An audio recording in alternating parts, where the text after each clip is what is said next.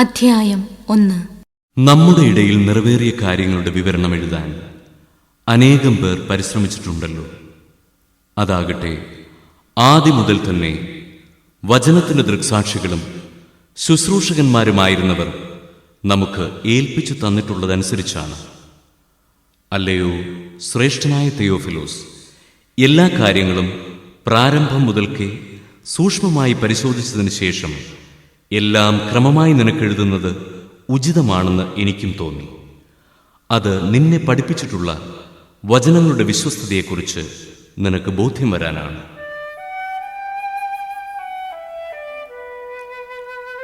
ഹേറോദേസ് യൂദയ രാജാവായിരുന്ന കാലത്ത് അബിയായുടെ ഗണത്തിൽ സഖറിയ എന്ന ഒരു പുരോഹിതനുണ്ടായിരുന്നു. അഹറോന്റെ പുത്രിമാരിൽപ്പെട്ട എലിസബത്ത് ആയിരുന്നു അവന്റെ ഭാര്യ. അവർ ദൈവത്തിന്റെ മുൻപിൽ നീതിനിഷ്ഠരും കർത്താവിന്റെ കൽപ്പനകളും പ്രമാണങ്ങളും കുറ്റമറ്റ വിധം അനുസരിക്കുന്നവരുമായിരുന്നു. അവർക്ക് മക്കളുണ്ടായിരുന്നില്ല. എലിസബത്ത് വന്ധ്യയായിരുന്നു. ഇരുവരും പ്രായം കവിഞ്ഞവരുമായിരുന്നു. തന്റെ ഗണത്തിന് നിശ്ചയിക്കപ്പെട്ടിരുന്ന ക്രമമനുസരിച്ച് ദൈവസന്നിധിയിൽ ശുശ്രൂഷ നടത്തിവരവേ പൗരോഹിത്യ വിധിപ്രകാരം കർത്താവിന്റെ ആലയത്തിൽ പ്രവേശിച്ച് ധൂപം സമർപ്പിക്കാൻ സഖറിയായ്ക്ക് കുറിവീണു. ധൂപാർപ്പണ സമയത്ത് സമൂഹം മുഴുവൻ വെളിയിൽ പ്രാർത്ഥിച്ചുകൊണ്ടിരുന്നു. അപ്പോൾ കർത്താവിന്റെ ദൂതൻ ധൂപപീഠത്തിന്റെ വലത്തുവശത്ത് നിൽക്കുന്നതായി അവന് പ്രത്യക്ഷപ്പെട്ടു. അവനെ കണ്ട് സഖറിയ അസ്വസ്ഥനാവുകയും ഭയപ്പെടുകയും ചെയ്തു. ദൂതൻ അവനോട് പറഞ്ഞു, സഖറിയ, ഭയപ്പെടേണ്ട. നിന്റെ പ്രാർത്ഥന കേട്ടിരിക്കുന്നു. നിന്റെ ഭാര്യ എലിസബത്തിൽ നിനക്കൊരു പുത്രൻ ജനിക്കും. നീ അവന് യോഹന്നാൻ എന്ന് പേരിടണം. നിനക്ക് ആനന്ദവും സന്തുഷ്ടിയുമുണ്ടാകും. അനേകർ അവന്റെ ജനനത്തിൽ ആഹ്ലാദിക്കുകയും ചെയ്യും.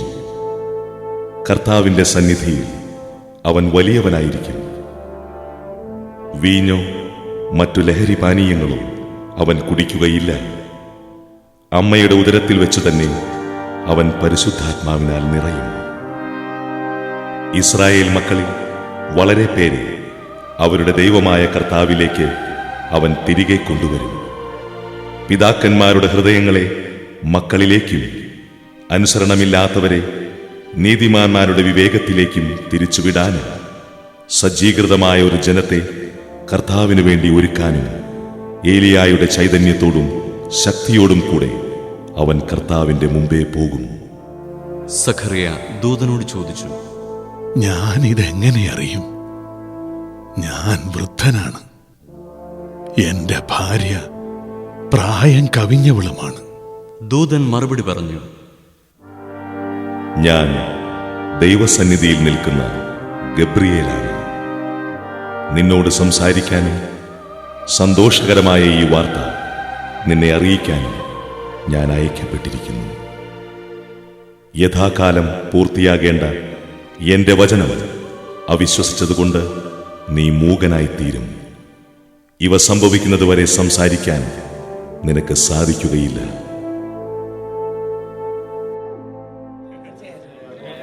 ജനം സഖറിയായെ കാത്തുനിൽക്കുകയായിരുന്നു.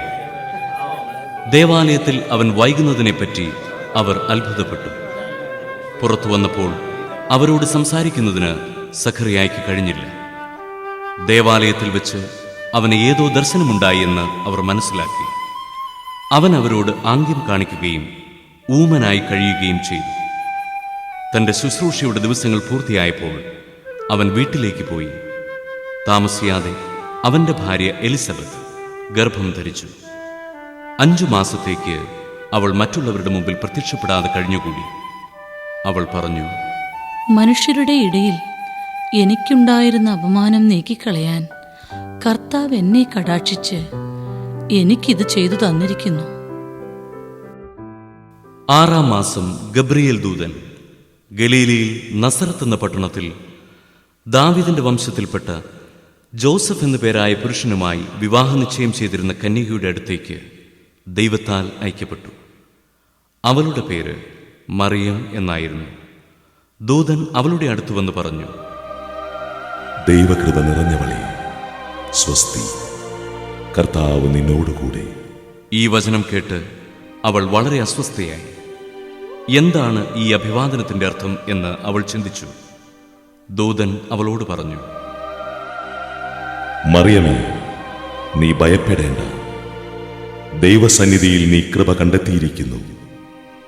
നീ ഗർഭം ധരിച്ച് ഒരു പുത്രനെ പ്രസവിക്കും. നീ അവന് യേശു എന്ന് പേരിടണം. അവൻ വലിയവനായിരിക്കും, അത്യുന്നതന്റെ പുത്രൻ എന്ന് വിളിക്കപ്പെടും. അവന്റെ പിതാവായ ദാവീദിന്റെ സിംഹാസനം ദൈവമായ കർത്താവ് അവന് കൊടുക്കും. യാക്കോബിന്റെ ഭവനത്തിന്മേൽ അവൻ എന്നേക്കും ഭരണം നടത്തും. അവന്റെ രാജ്യത്തിന് അവസാനമുണ്ടാകയില്ല. മറിയം ദൂതനോട് പറഞ്ഞു, ഇതെങ്ങനെ സംഭവിക്കും? ഞാൻ പുരുഷനെ അറിയുന്നില്ലല്ലോ. ദൂതൻ മറുപടി പറഞ്ഞു, പരിശുദ്ധാത്മാവ് നിന്റെ മേൽ വരും. അത്യുന്നതന്റെ ശക്തി നിന്റെ മേൽ ആവസിക്കും. ആകയാൽ ജനിക്കാൻ പോകുന്ന ശിശു പരിശുദ്ധൻ, ദൈവപുത്രൻ എന്ന് വിളിക്കപ്പെടും. ഇതാ, നിന്റെ ചാർച്ചക്കാരി വൃദ്ധയായ എലിസബത്തും ഒരു പുത്രനെ ഗർഭം ധരിച്ചിരിക്കുന്നു. വന്ധ്യയെന്ന് പറഞ്ഞിരുന്ന അവൾക്ക് ഇത് 6-ാം മാസമാണ്. ദൈവത്തിന് ഒന്നും അസാധ്യമല്ല.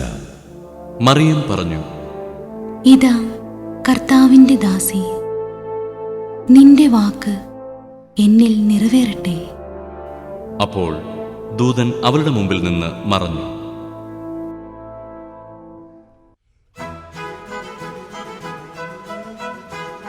ആ ദിവസങ്ങളിൽ മറിയം യൂദയായിലെ മലമ്പ്രദേശത്തുള്ള ഒരു പട്ടണത്തിലേക്ക് തിടുക്കത്തിൽ യാത്ര പുറപ്പെട്ടു. അവൾ സഖറിയായുടെ വീട്ടിൽ പ്രവേശിച്ച് എലിസബത്തിനെ അഭിവാദനം ചെയ്തു. മറിയത്തിന്റെ അഭിവാദനം കേട്ടപ്പോൾ എലിസബത്തിന്റെ ഉദരത്തിൽ ശിശു കുതിച്ചു ചാടി. എലിസബത്ത് പരിശുദ്ധാത്മാവ് നിറഞ്ഞവളായി. അവൾ ഉദ്ഘോഷിച്ചു, നീ സ്ത്രീകളിൽ അനുഗ്രഹീതയാണ്, നിന്റെ ഉദരഫലവും അനുഗ്രഹീതം. എന്റെ കർത്താവിന്റെ അമ്മ എന്റെ അടുത്ത് വരുവാനുള്ള ഈ ഭാഗ്യം എനിക്ക് എവിടെ നിന്ന്? ഇതാ, നിന്റെ അഭിവാദന സ്വരം എന്റെ ചെവികളിൽ പതിച്ചപ്പോൾ ശിശു എന്റെ ഉദരത്തിൽ സന്തോഷത്താൽ കുതിച്ചു ചാടി. കർത്താവ് അരുളി ചെയ്ത കാര്യങ്ങൾ നിറവേറുമെന്ന് വിശ്വസിച്ചവൾ ഭാഗ്യവതി. മറിയം പറഞ്ഞു,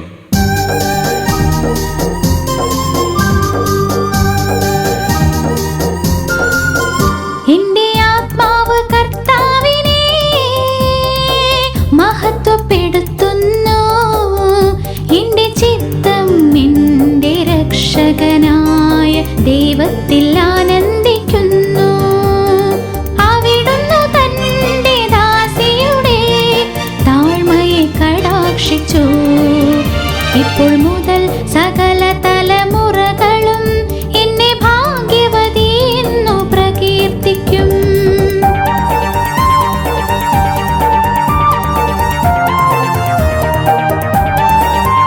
ശക്തനായവൻ എനിക്ക് വലിയ കാര്യങ്ങൾ ചെയ്തിരിക്കുന്നു.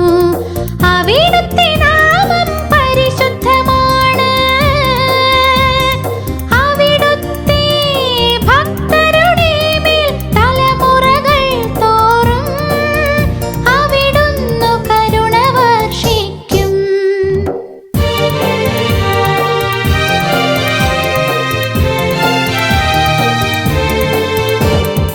അവിടുന്ന് തന്റെ ഭുജം കൊണ്ട് ശക്തി പ്രകടിപ്പിച്ചു. ഹൃദയ വിചാരത്തിൽ അഹങ്കരിക്കുന്നവരെ ചിതറിച്ചു. ശക്തന്മാരെ സിംഹാസനത്തിൽ നിന്നു മറിച്ചിട്ടു. എളിയവരെ ഉയർത്തി. വിശക്കുന്നവരെ വിശിഷ്ട വിഭവങ്ങൾ കൊണ്ടു സംതൃപ്തരാക്കി. സമ്പന്നരെ വെറും കൈയോടെ പറഞ്ഞയച്ചു.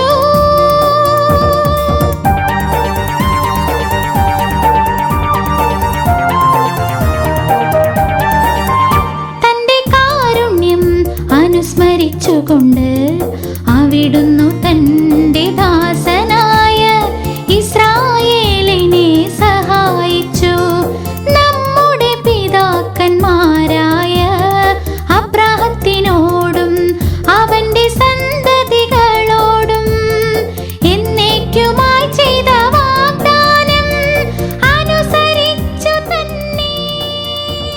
മറിയം അവളോടുകൂടെ 3 മാസത്തോളം താമസിച്ചു.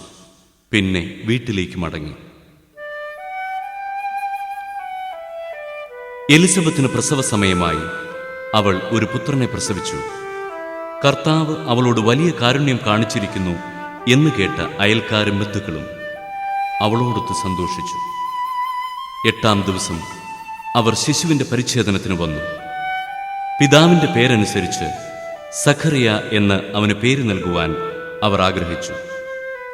എന്നാൽ ശിശുവിന്റെ അമ്മ അവരോട് പറഞ്ഞു, അങ്ങനെയല്ല, അവൻ യോഹന്നാൻ എന്ന് വിളിക്കപ്പെടണം. അവർ അവളോട് പറഞ്ഞു, നിന്റെ ബന്ധുക്കളിൽ ആർക്കും ഈ പേരില്ലല്ലോ.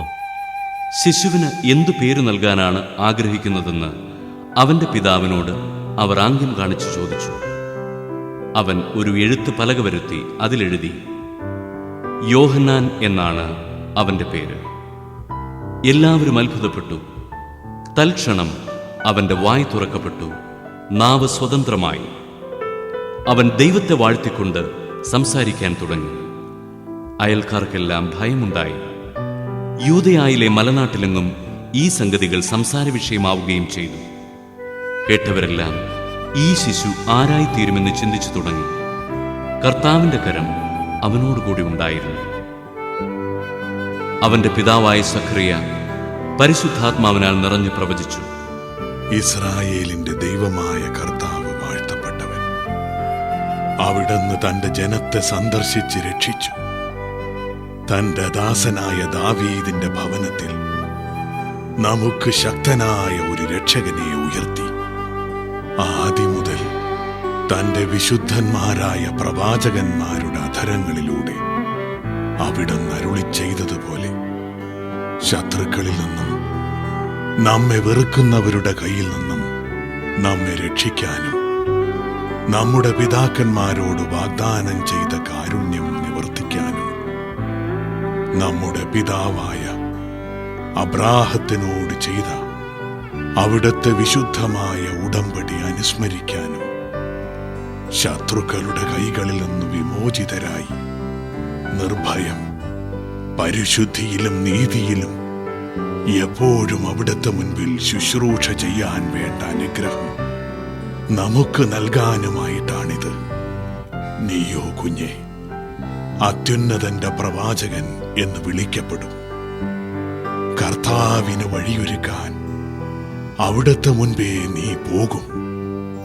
അതവിടുത്തെ ജനത്തിന് പാപമോചനം വഴിയുള്ള രക്ഷയെക്കുറിച്ച് അറിവ് കൊടുക്കാനും നമ്മുടെ ദൈവത്തിന്റെ കാരുണ്യാതിരേകം കൊണ്ട് ഉയരത്തിൽ നിന്നുള്ള ഉദയരശ്മി നമ്മെ സന്ദർശിക്കുമ്പോൾ ഇരുളിലും മരണത്തിന്റെ നിഴലിലും ഇരിക്കുന്നവർക്ക് പ്രകാശം വീശാനും സമാധാനത്തിന്റെ മാർഗത്തിലേക്ക് നമ്മുടെ പാദങ്ങളെ നയിക്കാനും വേണ്ടിയാണ്.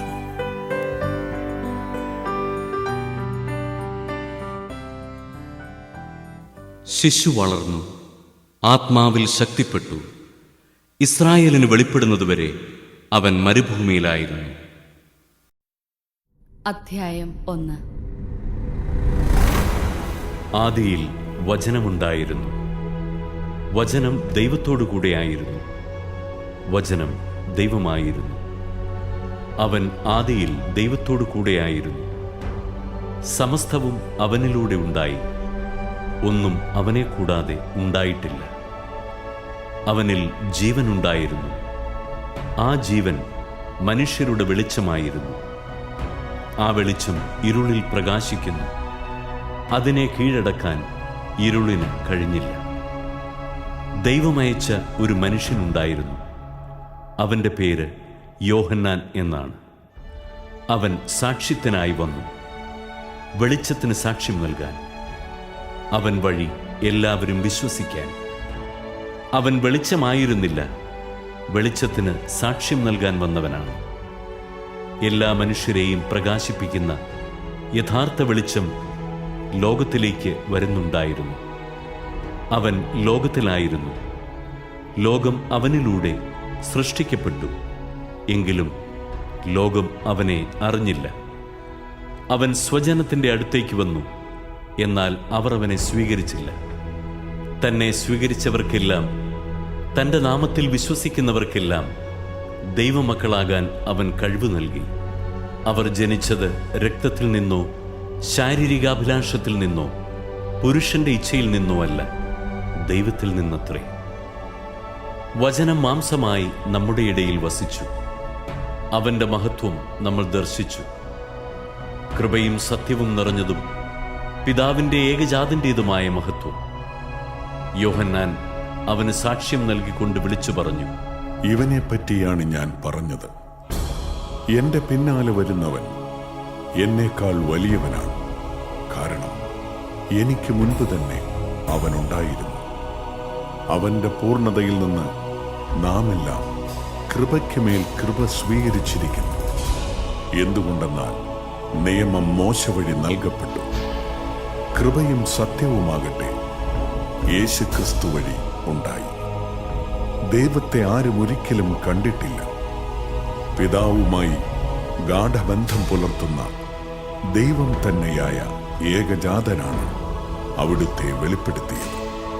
നീ ആരാണ് എന്ന് ചോദിക്കാൻ യഹൂദർ ജെറുസലേമിൽ നിന്ന് പുരോഹിതന്മാരെയും ലേവ്യരെയും അയച്ചപ്പോൾ യോഹന്നാന്റെ സാക്ഷ്യം ഇതായിരുന്നു, ഞാൻ ക്രിസ്തുവല്ല. അവൻ അസന്നിഗ്ധമായി പ്രഖ്യാപിച്ചു. അവർ ചോദിച്ചു, എങ്കിൽ പിന്നെ നീ ആരാണ്? ഏലിയായോ? അല്ല എന്ന് അവൻ പ്രതിവചിച്ചു. അവർ വീണ്ടും ചോദിച്ചു, എങ്കിൽ നീ പ്രവാചകനാണോ? അല്ല എന്ന് അവൻ മറുപടി നൽകി. അവർ വീണ്ടും ചോദിച്ചു, അങ്ങനെയെങ്കിൽ നീ ആരാണ്? ഞങ്ങളെ അയച്ചവർക്ക് ഞങ്ങൾ എന്ത് മറുപടി കൊടുക്കണം? നിന്നെക്കുറിച്ച് തന്നെ നീ എന്തു പറയുന്നു? അവൻ പറഞ്ഞു, യേശയ്യാ ദീർഘദർശി പ്രവചിച്ചതുപോലെ കർത്താവിന്റെ വഴികൾ നേരെയാക്കുവിൻ എന്ന് മരുഭൂമിയിൽ വിളിച്ചു പറയുന്നവന്റെ ശബ്ദമാണ് ഞാൻ. ഫരിസേയരാണ് അവരെ അയച്ചത്. അവർ അവനോട് ചോദിച്ചു, നീ ക്രിസ്തുവോ ഏലിയായോ പ്രവാചകനോ അല്ലെങ്കിൽ പിന്നെ സ്നാനം നൽകാൻ കാരണമെന്ത്? യോഹന്നാൻ പറഞ്ഞു, ഞാൻ ജലം കൊണ്ട് സ്നാനം നൽകുന്നു. എന്നാൽ നിങ്ങൾ അറിയാത്ത ഒരുവൻ നിങ്ങളുടെ മധ്യേ നിൽപ്പുണ്ട്. എന്റെ പിന്നാലെ വരുന്ന അവന്റെ ചെരുപ്പിന്റെ വാറഴിക്കുവാൻ പോലും ഞാൻ യോഗ്യനല്ല. യോഹന്നാൻ സ്നാനം നൽകിക്കൊണ്ടിരുന്ന ജോർദാന്റെ അക്കരെ ബഥാനിയായിലാണ് ഇത് സംഭവിച്ചത്. അടുത്ത ദിവസം യേശു തന്റെ അടുത്തേക്ക് വരുന്നത് കണ്ട് അവൻ പറഞ്ഞു, ഇതാ ലോകത്തിന്റെ പാപം നീക്കുന്ന ദൈവത്തിന്റെ കുഞ്ഞാട്. എന്റെ പിന്നാലെ വരുന്നവൻ എന്നേക്കാൾ വലിയവനാണെന്ന് ഞാൻ പറഞ്ഞത് ഇവനെപ്പറ്റിയാണ്. കാരണം എനിക്ക് മുൻപ് തന്നെ ഇവനുണ്ടായിരുന്നു. ഞാനും ഇവനെ അറിഞ്ഞിരുന്നില്ല. എന്നാൽ ഇവനെ ഇസ്രായേലിന് വെളിപ്പെടുത്താൻ വേണ്ടിയാണ് ഞാൻ വന്ന് ജലത്താൽ സ്നാനം നൽകുന്നത്. ആത്മാവ് പ്രാവിനെ പോലെ സ്വർഗത്തിൽ നിന്ന് ഇറങ്ങി വന്ന് അവന്റെ മേൽ ആവസിക്കുന്നത് താൻ കണ്ടു എന്ന് യോഹന്നാൻ സാക്ഷ്യപ്പെടുത്തി. ഞാൻ അവനെ അറിഞ്ഞിരുന്നില്ല. എന്നാൽ ജലം കൊണ്ട് സ്നാനം നൽകാൻ എന്നെ അയച്ചവൻ എന്നോട് പറഞ്ഞിരുന്നു, ആത്മാവിറങ്ങി വന്ന് ആരുടെ മേൽ ആവസിക്കുന്നത് നീ കാണുന്നുവോ, അവനാണ് പരിശുദ്ധാത്മാവ് കൊണ്ട് സ്നാനം നൽകുന്നവൻ. ഞാനത് കാണുകയും ഇവൻ ദൈവപുത്രനാണെന്ന് സാക്ഷ്യപ്പെടുത്തുകയും ചെയ്തിരിക്കുന്നു. അടുത്ത ദിവസം യോഹന്നാൻ തന്റെ ശിഷ്യന്മാരിൽ 2 പേരോട് കൂടെ നിൽക്കുമ്പോൾ യേശു നടന്നു വരുന്നത് കണ്ടു പറഞ്ഞു, ഇതാ ദൈവത്തിന്റെ കുഞ്ഞാട്. അവൻ പറഞ്ഞത് കേട്ട് ആ 2 ശിഷ്യന്മാർ യേശുവിനെ അനുഗമിച്ചു. യേശു തിരിഞ്ഞ് അവർ തന്റെ പിന്നാലെ വരുന്നത് കണ്ട് ചോദിച്ചു, നിങ്ങൾ എന്തന്വേഷിക്കുന്നു? അവർ ചോദിച്ചു, റബ്ബി, ഗുരു എന്നാണ് ഇതിനർത്ഥം. അങ്ങ് എവിടെയാണ് വസിക്കുന്നത്? അവൻ പറഞ്ഞു, വന്നു കാണുക. അവർ ചെന്ന് അവൻ വസിക്കുന്നിടം കാണുകയും അന്ന് അവനോടുകൂടെ താമസിക്കുകയും ചെയ്തു. അപ്പോൾ ഏകദേശം 10 മണിക്കൂറായിരുന്നു. യോഹന്നാൻ പറഞ്ഞത് കേട്ട് അവനെ അനുഗമിച്ച ആ 2 പേരിൽ ഒരുവൻ ശിമയോൻ പത്രോസിന്റെ സഹോദരൻ അന്ത്രയോസ് ആയിരുന്നു. അവൻ ആദ്യമേ തന്റെ സഹോദരനായ ശിമയോനെ കണ്ട് അവനോട്, ഞങ്ങൾ മിശിഹായെ ക്രിസ്തുവിനെ കണ്ടു എന്നു പറഞ്ഞു. അവനെ യേശുവിന്റെ അടുത്ത് കൊണ്ടുവന്നു. യേശു അവനെ നോക്കി പറഞ്ഞു, നീ യോഹന്നാന്റെ പുത്രനായ ശിമയോനാണ്. കേപ്പ പാറ എന്ന് നീ വിളിക്കപ്പെടും. പിറ്റേ ദിവസം അവൻ ഗലീലയിലേക്ക് പോകാൻ ഒരുങ്ങി. പീലിപ്പോസിനെ കണ്ടപ്പോൾ യേശു അവനോട് പറഞ്ഞു, എന്നെ അനുഗമിക്കുക. പീലിപ്പോസ് അന്ത്രയോസിന്റെയും പത്രോസിന്റെയും പട്ടണമായ ബത്സൈദായിൽ നിന്നുള്ളവനായിരുന്നു. പീലിപ്പോസ് നഥാനിയേലിനെ കണ്ട് അവനോട് പറഞ്ഞു, മോശയുടെ നിയമത്തിലും പ്രവാചക ഗ്രന്ഥങ്ങളിലും ആരെപ്പറ്റി എഴുതിയിരിക്കുന്നുവോ അവനെ, ജോസഫിന്റെ മകൻ നസ്രത്തിൽ നിന്നുള്ള യേശുവിനെ ഞങ്ങൾ കണ്ടു. നഥാനിയേൽ ചോദിച്ചു, നസ്രത്തിൽ നിന്ന് എന്തെങ്കിലും നന്മയുണ്ടാകുമോ? പീലിപ്പോസ് പറഞ്ഞു, വന്ന് കാണുക. നഥാനിയേൽ തന്റെ അടുത്തേക്ക് വരുന്നത് കണ്ട് യേശു അവനെപ്പറ്റി പറഞ്ഞു, ഇതാ നിഷ്കപടനായ ഒരു യഥാർത്ഥ ഇസ്രായേൽക്കാരൻ. അപ്പോൾ നഥാനിയേൽ ചോദിച്ചു, നീ എന്നെ എങ്ങനെ അറിയുന്നു? യേശു മറുപടി പറഞ്ഞു, പീലിപ്പോസ് നിന്നെ വിളിക്കുന്നതിനു മുമ്പ് നീ അത്തിമരത്തിന്റെ ചുവട്ടിലിരിക്കുമ്പോൾ ഞാൻ നിന്നെ കണ്ടു. നഥാനിയേൽ പറഞ്ഞു, റബ്ബി, അങ്ങ് ദൈവപുത്രനാണ്, ഇസ്രായേലിന്റെ രാജാവാണ്. യേശു പറഞ്ഞു, അത്തിമരത്തിന്റെ ചുവട്ടിൽ നിന്നെ കണ്ടു എന്ന് ഞാൻ പറഞ്ഞതുകൊണ്ട് നീ എന്നിൽ വിശ്വസിക്കുന്നു അല്ലേ? എന്നാൽ ഇതിനേക്കാൾ വലിയ കാര്യങ്ങൾ നീ കാണും. അവൻ തുടർന്നു, സത്യം സത്യമായി ഞാൻ നിങ്ങളോട് പറയുന്നു, സ്വർഗം തുറക്കപ്പെടുന്നതും ദൈവദൂതന്മാർ കയറിപ്പോകുന്നതും മനുഷ്യപുത്രന്റെ മേൽ ഇറങ്ങി വരുന്നതും നിങ്ങൾ കാണും. അധ്യായം 1. അബ്രാഹത്തിന്റെ പുത്രനായ ദാവീദിന്റെ പുത്രൻ യേശുക്രിസ്തുവിന്റെ വംശാവലി ഗ്രന്ഥം. അബ്രാഹം ഇസഹാക്കിന്റെ പിതാവായിരുന്നു. ഇസഹാക്ക് യാക്കോബിന്റെയും, യാക്കോബ് യൂദായുടെയും സഹോദരന്മാരുടെയും പിതാവായിരുന്നു. താമാറിൽ നിന്ന് ജനിച്ച പേരസിന്റെയും സേറായുടെയും പിതാവായിരുന്നു യൂദ. പേരസ് ഹെസ്രോന്റെയും, ഹെസ്രോൻ ആരാമിന്റെയും പിതാവായിരുന്നു. ആരാം അമീനാദാബിന്റെയും, അമീനാദാബ് നഹ്ഷോന്റെയും, നഹ്ഷോൻ സൽമോന്റെയും പിതാവായിരുന്നു.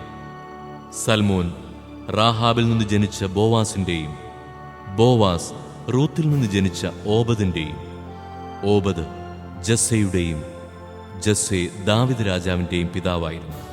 ദാവീദ് ഊറിയായുടെ ഭാര്യയിൽ നിന്ന് ജനിച്ച സോളമന്റെ പിതാവായിരുന്നു.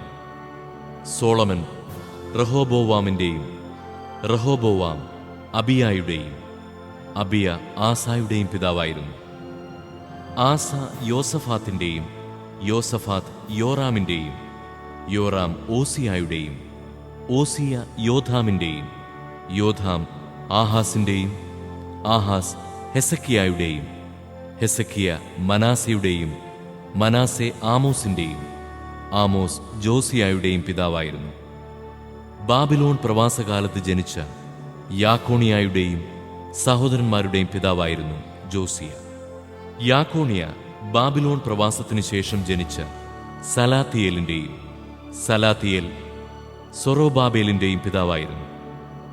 സൊറോബാബേൽ അബിയൂദിന്റെയും, അബിയൂദ് ഏലിയാക്കീമിന്റെയും, ഏലിയാക്കീം ആസോറിന്റെയും, ആസോർ സാദോക്കിന്റെയും, സാദോക്ക് അക്കീമിന്റെയും, അക്കീം ഏലിയൂദിന്റെയും, ഏലിയൂദ് എലയാസറിന്റെയും, എലയാസർ മഥാന്റെയും, മഥാൻ യാക്കോബിന്റെയും പിതാവായിരുന്നു. യാക്കോബ് മറിയത്തിന്റെ ഭർത്താവായ ജോസഫിന്റെ പിതാവായിരുന്നു. അവളിൽ നിന്ന് ക്രിസ്തു എന്ന് വിളിക്കപ്പെടുന്ന യേശു ജനിച്ചു. ഇങ്ങനെ അബ്രഹാം മുതൽ ദാവീദ് വരെ 14, ദാവീദ് മുതൽ ബാബിലോൺ പ്രവാസം വരെ 14, ബാബിലോൺ പ്രവാസം മുതൽ ക്രിസ്തു വരെ 14 തലമുറകളാണ് ആകെയുള്ളത്. യേശുക്രിസ്തുവിന്റെ ജനനം ഇപ്രകാരമായിരുന്നു. അവന്റെ മാതാവായ മറിയവും ജോസഫും തമ്മിലുള്ള വിവാഹ നിശ്ചയം കഴിഞ്ഞിരിക്കെ അവർ സഹവസിക്കുന്നതിന് മുൻപ് അവൾ പരിശുദ്ധാത്മാവിനാൽ ഗർഭിണിയായി കാണപ്പെട്ടു. അവളുടെ ഭർത്താവായ ജോസഫ് നീതിമാനാകയാലും അവളെ അപമാനിതയാക്കാൻ ഇഷ്ടപ്പെടായികയാലും അവളെ രഹസ്യമായി ഉപേക്ഷിക്കാൻ തീരുമാനിച്ചു. അവൻ ഇതേക്കുറിച്ച് ആലോചിച്ചുകൊണ്ടിരിക്കെ കർത്താവിന്റെ ദൂതൻ സ്വപ്നത്തിൽ പ്രത്യക്ഷപ്പെട്ട് അവനോട് പറഞ്ഞു, ദാവീദിന്റെ പുത്രനായ ജോസഫ്, മറിയത്തെ ഭാര്യയായി സ്വീകരിക്കാൻ ശങ്കിക്കേണ്ട. അവൾ ഗർഭം ധരിച്ചിരിക്കുന്നത് പരിശുദ്ധാത്മാവിൽ നിന്നാണ്. അവൾ ഒരു പുത്രനെ പ്രസവിക്കും. നീ അവന് യേശു എന്ന് പേരിടണം. എന്തെന്നാൽ അവൻ തന്റെ ജനത്തെ അവരുടെ പാപങ്ങളിൽ നിന്ന് മോചിപ്പിക്കും. കന്യക ഗർഭം ധരിച്ച് ഒരു പുത്രനെ പ്രസവിക്കും. ദൈവം നമ്മോടുകൂടെ എന്നർത്ഥമുള്ള എമ്മാനുവേൽ എന്നവൻ വിളിക്കപ്പെടും എന്ന് കർത്താവ് പ്രവാചകൻ മുഖേന അരുളി ചെയ്തത് പൂർത്തിയാകാൻ വേണ്ടിയാണ് ഇതെല്ലാം സംഭവിച്ചത്. ജോസഫ് നിദ്രയിൽ നിന്നുണർന്ന് കർത്താവിന്റെ ദൂതൻ കൽപ്പിച്ചതുപോലെ പ്രവർത്തിച്ചു. അവൻ തന്റെ ഭാര്യയെ സ്വീകരിച്ചു. പുത്രനെ പ്രസവിക്കുന്നതുവരെ അവളെ അവൻ അറിഞ്ഞില്ല. അവൻ ശിശുവിന് യേശു എന്ന് പേരിട്ടു. അധ്യായം 2.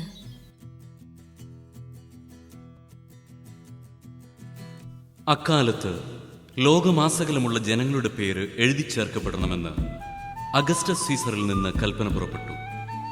ക്വിരിനിയോസ് സിറിയയിൽ ദേശാധിപതിയായിരിക്കുമ്പോൾ ആദ്യത്തെ ഈ പേരെഴുത്ത് നടന്നു. പേരെഴുതിക്കാനായി ഓരോരുത്തരും താന്താങ്ങളുടെ നഗരത്തിലേക്ക് പോയി. ജോസഫ് ദാവീദിന്റെ കുടുംബത്തിലും വംശത്തിലും പെട്ടവനായിരുന്നതിനാൽ പേരെഴുതിക്കാനായി ഗലീലയിലെ പട്ടണമായ നസ്രത്തിൽ നിന്ന് യൂദയായിൽ ദാവീദിന്റെ പട്ടണമായ ബേത്ലഹേമിലേക്ക് ഗർഭിണിയായ ഭാര്യ മറിയത്തോടുകൂടെ പോയി. അവിടെ ആയിരിക്കുമ്പോൾ അവൾക്ക് പ്രസവ സമയമെടുത്തു. അവൾ തന്റെ കടിഞ്ഞൂൽ പുത്രനെ പ്രസവിച്ചു. അവനെ പിള്ളക്കച്ച കൊണ്ട് പൊതിഞ്ഞ് പുൽത്തൊട്ടിയിൽ കിടത്തി. കാരണം സത്രത്തിൽ അവർക്ക് സ്ഥലം ലഭിച്ചില്ല.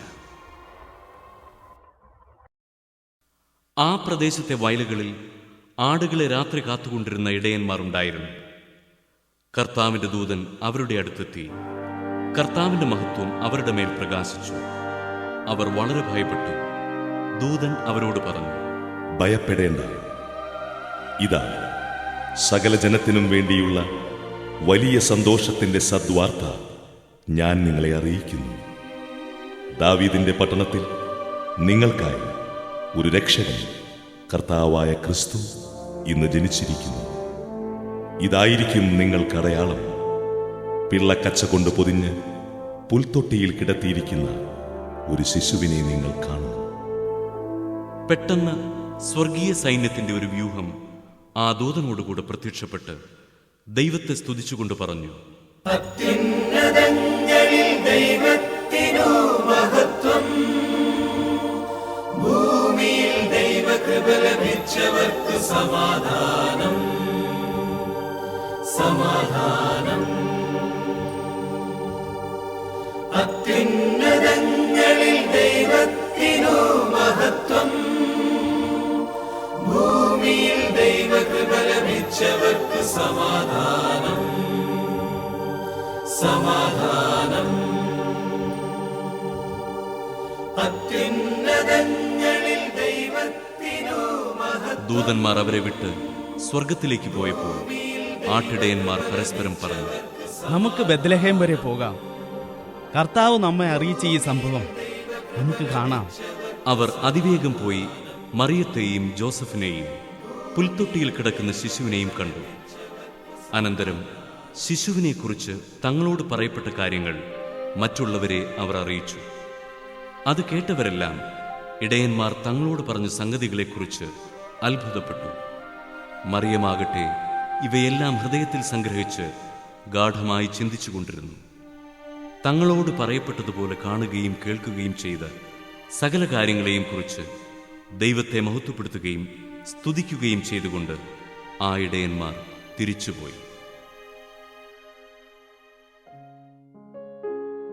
ശിശുവിന്റെ പരിച്ഛേദനത്തിനുള്ള 8-ാം ദിവസമായപ്പോൾ അവൻ ഗർഭത്തിൽ ഉരുവാകുന്നതിന് മുൻപ് ദൂതൻ നിർദ്ദേശിച്ചിരുന്ന യേശു എന്ന പേര് അവന് നൽകി. മോശയുടെ നിയമമനുസരിച്ച് ശുദ്ധീകരണത്തിനുള്ള ദിവസങ്ങൾ പൂർത്തിയായപ്പോൾ അവർ അവനെ കർത്താവിന് സമർപ്പിക്കാൻ ജെറുസലേമിലേക്ക് കൊണ്ടുപോയി. കടിഞ്ഞൂൽ പുത്രന്മാരൊക്കെയും കർത്താവിന്റെ പരിശുദ്ധനെന്ന് വിളിക്കപ്പെടണമെന്നും 1 ജോഡി ചെങ്ങാലികളെയോ 2 പ്രാവിൻ കുഞ്ഞുങ്ങളെയോ ബലിയർപ്പിക്കണമെന്നും കർത്താവിന്റെ നിയമത്തിൽ പറഞ്ഞിരിക്കുന്നതനുസരിച്ചാണ് അവർ അങ്ങനെ ചെയ്തത്. ജെറുസലേമിൽ ശിമയോൻ എന്നൊരുവൻ ജീവിച്ചിരുന്നു. അവൻ നീതിമാനും ദൈവഭക്തനും ഇസ്രായേലിന്റെ ആശ്വാസം പ്രതീക്ഷിച്ചിരുന്നവനുമായിരുന്നു. പരിശുദ്ധാത്മാവ് അവന്റെ മേലുണ്ടായിരുന്നു. കർത്താവിന്റെ അഭിഷിക്തനെ കാണുന്നതുവരെ മരിക്കുകയില്ല എന്ന് പരിശുദ്ധാത്മാവ് അവന് വെളിപ്പെടുത്തിയിരുന്നു. പരിശുദ്ധാത്മാവിന്റെ പ്രേരണയാൽ അവൻ ദേവാലയത്തിലേക്ക് വന്നു. നിയമപ്രകാരമുള്ള അനുഷ്ഠാനങ്ങൾക്കായി ശിശുവായ യേശുവിനെ മാതാപിതാക്കന്മാർ ദേവാലയത്തിൽ കൊണ്ടുചെന്നു. ശിമയോൻ ശിശുവിനെ കയ്യിലെടുത്ത് ദൈവത്തെ സ്തുതിച്ചുകൊണ്ട് പറഞ്ഞു, കർത്താവേ, അവിടുത്തെ വാഗ്ദാനം അനുസരിച്ച് ഇപ്പോൾ ഈ ദാസനെ സമാധാനത്തിൽ വിട്ടയക്കണമേ. എന്തെന്നാൽ സകല ജനതകൾക്കും വേണ്ടി അങ്ങ് ഒരുക്കിയിരിക്കുന്ന രക്ഷ എന്റെ കണ്ണുകൾ കണ്ടു കഴിഞ്ഞു. അത് വിജാതിയർക്കു വെളിപാടിന്റെ പ്രകാശവും അവിടുത്തെ ജനമായ ഇസ്രായേലിന്റെ മഹിമയുമാണ്. അവനെക്കുറിച്ച് പറയപ്പെട്ടതെല്ലാം കേട്ട് അവന്റെ പിതാവും മാതാവും അത്ഭുതപ്പെട്ടു. ശിമയോൻ അവരെ അനുഗ്രഹിച്ചുകൊണ്ട് അവന്റെ അമ്മയായ മറിയത്തോട് പറഞ്ഞു, ഇവൻ ഇസ്രായേലിൽ പലരുടെയും വീഴ്ചയ്ക്കും ഉയർച്ചയ്ക്കും കാരണമാകും. ഇവൻ വിവാദ വിഷയമായ അടയാളവുമായിരിക്കും. അങ്ങനെ അനേകരുടെ ഹൃദയവിചാരങ്ങൾ വെളിപ്പെടും. നിന്റെ ഹൃദയത്തിലൂടെ ഒരു വാൾ തുളച്ചു കയറുകയും ചെയ്യും. ഫനുവേലിന്റെ പുത്രിയും ആഷേർ വംശജയുമായ അന്ന എന്നൊരു പ്രവാചികയും അവിടെ ഉണ്ടായിരുന്നു.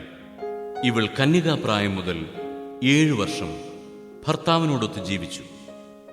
84 വയസ്സായ ഈ വിധവ ദേവാലയം വിട്ടുപോകാതെ രാപ്പകൽ ദൈവത്തെ സ്തുതിച്ചുകൊണ്ട് ഉപവാസത്തിലും പ്രാർത്ഥനയിലും കഴിയുകയായിരുന്നു.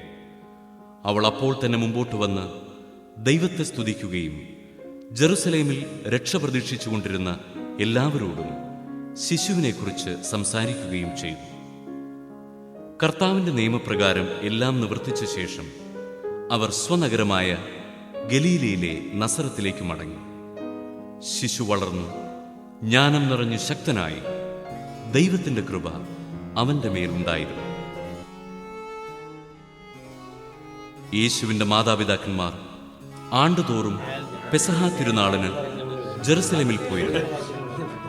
അവന് 12 വയസ്സായപ്പോൾ പതിവനുസരിച്ച് അവർ തിരുനാളിന് പോയി. തിരുനാൾ കഴിഞ്ഞ് അവർ മടങ്ങിപ്പോയി. എന്നാൽ ബാലനായ യേശു ജെറുസലേമിൽ തങ്ങി. മാതാപിതാക്കന്മാർ അത് അറിഞ്ഞില്ല.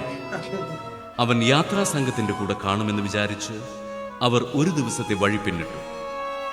ബന്ധുക്കളുടെയും പരിചയക്കാരുടെയും ഇടയിൽ അന്വേഷിച്ചിട്ട് കാണായികയാൽ യേശുവിനെ തിരക്കി അവർ ജെറുസലേമിലേക്ക് തിരിച്ചുപോയി. 3 ദിവസങ്ങൾക്ക് ശേഷം അവർ അവനെ ദേവാലയത്തിൽ കണ്ടെത്തി. അവൻ ഉപാധ്യായന്മാരുടെ ഇടയിലിരുന്ന് അവർ പറയുന്നത് കേൾക്കുകയും അവരോട് ചോദ്യങ്ങൾ ചോദിക്കുകയും ചെയ്യുകയായിരുന്നു. കേട്ടവരെല്ലാം അവന്റെ ബുദ്ധിശക്തിയിലും മറുപടികളിലും അത്ഭുതപ്പെട്ടു. അവനെ കണ്ടപ്പോൾ മാതാപിതാക്കൾ വിസ്മയിച്ചു. അവന്റെ അമ്മ അവനോട് പറഞ്ഞു, മകനെ, നീ ഞങ്ങളോട് ഇങ്ങനെ ചെയ്തതെന്ത്? നിന്റെ പിതാവും ഞാനും ഉത്കണ്ഠയോടെ നിന്നെ അന്വേഷിക്കുകയായിരുന്നു. അവൻ അവരോട് ചോദിച്ചു, നിങ്ങൾ എന്തിനാണ് എന്നെ അന്വേഷിച്ചത്?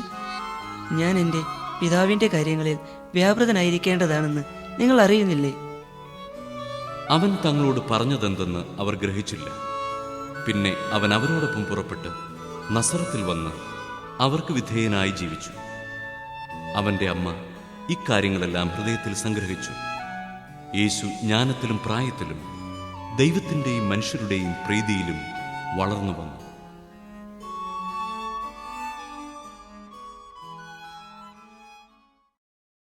അധ്യായം 2. ഹേറോദേസ് രാജാവിന്റെ കാലത്ത് യൂദയായിലെ ബേത്ലഹേമിൽ യേശു ജനിച്ചപ്പോൾ പൗരസ്ത്യദേശത്തു നിന്ന് ജ്ഞാനികൾ ജെറുസലേമിലെത്തി. അവർ അന്വേഷിച്ചു, എവിടെയാണ് യഹൂദന്മാരുടെ രാജാവായി ജനിച്ചവൻ? ഞങ്ങൾ കിഴക്കവന്റെ നക്ഷത്രം കണ്ട് അവനെ ആരാധിക്കാൻ വന്നിരിക്കുകയാണ്. ഇത് കേട്ട് ഹേറോദേസ് രാജാവ് അസ്വസ്ഥനായി. അവനോടൊപ്പം ജെറുസലേം മുഴുവനും. അവൻ പ്രധാന പുരോഹിതന്മാരെയും ജനത്തിന്റെ ഇടയിലെ നിയമജ്ഞരെയും വിളിച്ചുകൂട്ടി ക്രിസ്തു എവിടെയാണ് ജനിക്കുന്നതെന്ന് ചോദിച്ചു. അവർ പറഞ്ഞു, യൂദയായിലെ ബേത്ലഹേമിൽ പ്രവാചകൻ എഴുതിയിരിക്കുന്നു, യൂദയായിലെ ബേത്ലഹേമേ, നീ യൂദയായിലെ പ്രമുഖ നഗരങ്ങളിൽ ഒട്ടും താഴെയല്ല. എന്റെ ജനമായ ഇസ്രായേലിനെ നയിക്കാനുള്ളവൻ നിന്നിൽ നിന്നാണ് ഉത്ഭവിക്കുക. അപ്പോൾ ഹേറോദേസ് ആ ജ്ഞാനികളെ രഹസ്യമായി വിളിച്ച് നക്ഷത്രം പ്രത്യക്ഷപ്പെട്ടത് എപ്പോഴെന്ന് സൂക്ഷ്മമായി ആകാംക്ഷയോടെ അന്വേഷിച്ചറിഞ്ഞു. അവൻ അവരെ ബേത്ലഹേമിലേക്ക് അയച്ചുകൊണ്ട് പറഞ്ഞു, പോയി ശിശുവിനെ പറ്റി സൂക്ഷ്മമായി അന്വേഷിക്കുക. അവനെ കണ്ടു കഴിയുമ്പോൾ ഞാനും ചെന്ന് ആരാധിക്കേണ്ടതിന് എന്നെയും അറിയിക്കുക. രാജാവ് പറഞ്ഞത് കേട്ടിട്ട് അവർ പുറപ്പെട്ടു. കിഴക്ക് കണ്ട നക്ഷത്രം അവർക്ക് മുമ്പേ നീങ്ങിക്കൊണ്ടിരുന്നു. അത് ശിശു കിടക്കുന്ന സ്ഥലത്തിന് മുകളിൽ വന്നു നിന്നു. നക്ഷത്രം കണ്ടപ്പോൾ അവർ അത്യധികം സന്തോഷിച്ചു. അവർ ഭവനത്തിൽ പ്രവേശിച്ച് ശിശുവിനെ അമ്മയായ മറിയത്തോടുകൂടി കാണുകയും അവനെ കുമ്പിട്ട് ആരാധിക്കുകയും ചെയ്തു. നിക്ഷേപപാത്രങ്ങൾ തുറന്ന് പൊന്നും കുന്തുരുക്കവും മീറയും കാഴ്ചയർപ്പിച്ചു. ഹേറോദേസിന്റെ അടുത്തേക്ക് മടങ്ങിപ്പോകരുതെന്ന് സ്വപ്നത്തിൽ മുന്നറിയിപ്പ് ലഭിച്ചതനുസരിച്ച് അവർ മറ്റൊരു വഴിയെ സ്വദേശത്തേക്ക് പോയി. അവർ പോയിക്കഴിഞ്ഞപ്പോൾ കർത്താവിന്റെ ദൂതൻ സ്വപ്നത്തിൽ പ്രത്യക്ഷപ്പെട്ട് ജോസഫിനോട് പറഞ്ഞു, എഴുന്നേറ്റ് ശിശുവിനെയും അമ്മയെയും കൂട്ടി ഈജിപ്തിലേക്ക് പലായനം ചെയ്യുക. ഞാൻ പറയുന്നതുവരെ അവിടെ താമസിക്കുക. ഹെറോദേസ് ശിശുവിനെ വധിക്കാൻ വേണ്ടി ഉടനെ അന്വേഷണം തുടങ്ങും. അവൻ ഉണർന്ന് ശിശുവിനെയും അമ്മയെയും കൂട്ടി ആ രാത്രി തന്നെ ഈജിപ്തിലേക്ക് പോയി. ഹേറോദേസിന്റെ മരണം വരെ അവിടെ വസിച്ചു. ഈജിപ്തിൽ നിന്ന് ഞാൻ എൻ്റെ പുത്രനെ വിളിച്ചു എന്ന് പ്രവാചകനിലൂടെ കർത്താവ് അരുളി ചെയ്തത് പൂർത്തിയാകാനാണ് ഇത് സംഭവിച്ചത്. ജ്ഞാനികൾ തന്നെ കബളിപ്പിച്ചെന്ന് മനസ്സിലാക്കിയ ഹേറോദേസ് രോഷാകുലനായി. അവരിൽ നിന്ന് മനസ്സിലാക്കിയ സമയമനുസരിച്ച് അവൻ ബേത്ലഹേമിലെയും സമീപ പ്രദേശങ്ങളിലെയും 2 അതിൽ താഴെയും വയസ്സുള്ള എല്ലാ ആൺകുട്ടികളെയും ആളയച്ചു വധിച്ചു. ഇങ്ങനെ ജെറമിയ പ്രവാചകൻ വഴി അരുളി ചെയ്യപ്പെട്ടത് പൂർത്തിയായി. റാമായിൽ ഒരു സ്വരം, വലിയ കരച്ചിലും മുറവിളിയും. റാഹേൽ സന്താനങ്ങളെക്കുറിച്ച് കരയുന്നു. അവളെ സാന്ത്വനപ്പെടുത്തുക അസാധ്യമാണ്. എന്തെന്നാൽ അവൾക്ക് സന്താനങ്ങൾ നഷ്ടപ്പെട്ടിരിക്കുന്നു. ഹേറോദേസിന്റെ മരണത്തിനു ശേഷം ഈജിപ്തിൽ വെച്ച് കർത്താവിന്റെ ദൂതൻ ജോസഫിന് സ്വപ്നത്തിൽ പ്രത്യക്ഷപ്പെട്ടു പറഞ്ഞു, എഴുന്നേറ്റ് ശിശുവിനെയും അമ്മയെയും കൂട്ടി ഇസ്രായേൽ ദേശത്തേക്ക് മടങ്ങുക. ശിശുവിനെ വധിക്കാൻ ശ്രമിച്ചവർ മരിച്ചു കഴിഞ്ഞു. അവൻ എഴുന്നേറ്റ് ശിശുവിനെയും അമ്മയെയും കൂട്ടി ഇസ്രായേൽ ദേശത്തേക്ക് പുറപ്പെട്ടു. മകൻ അർക്കലാവോസാണ് പിതാവായ ഹേറോദേസിന്റെ സ്ഥാനത്ത് യൂദയായിൽ ഭരിക്കുന്നതെന്ന് കേട്ടപ്പോൾ അവിടേക്ക് പോകാൻ ജോസഫിന് ഭയമായി. സ്വപ്നത്തിൽ ലഭിച്ച മുന്നറിയിപ്പനുസരിച്ച് അവൻ ഗലീലി പ്രദേശത്തേക്ക് പോയി. അവൻ നസറായൻ എന്ന് വിളിക്കപ്പെടും എന്ന് പ്രവാചകൻ വഴി അരുളി ചെയ്യപ്പെട്ടത് നിവൃത്തിയാകുവാൻ നസ്രത്ത് എന്ന പട്ടണത്തിൽ അവൻ ചെന്ന് പാർത്തു.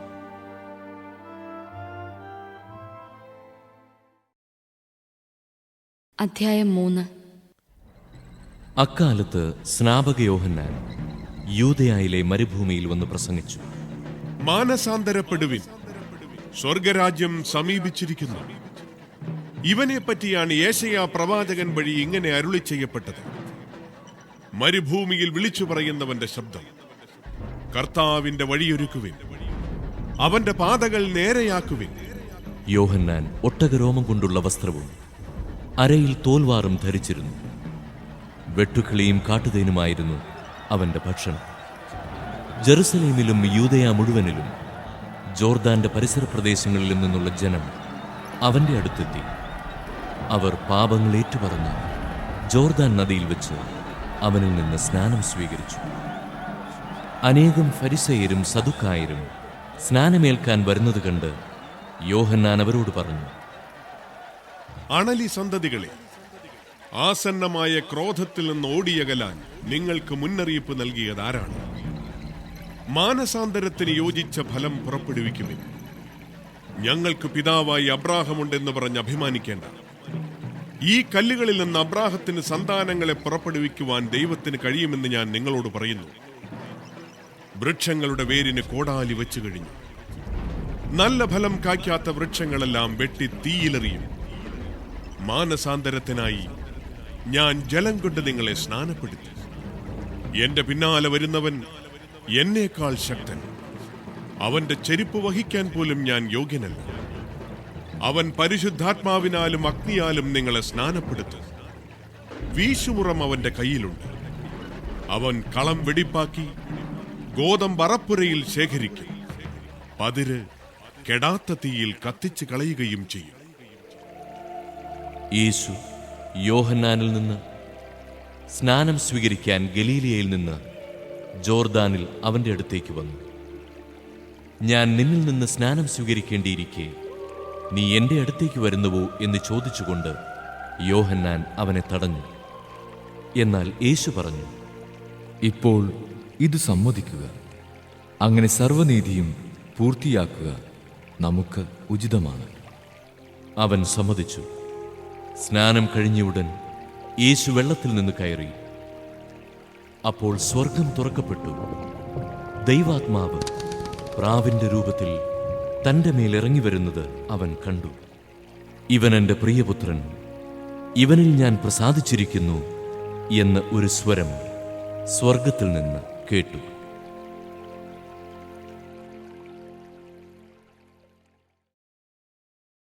അധ്യായം 1.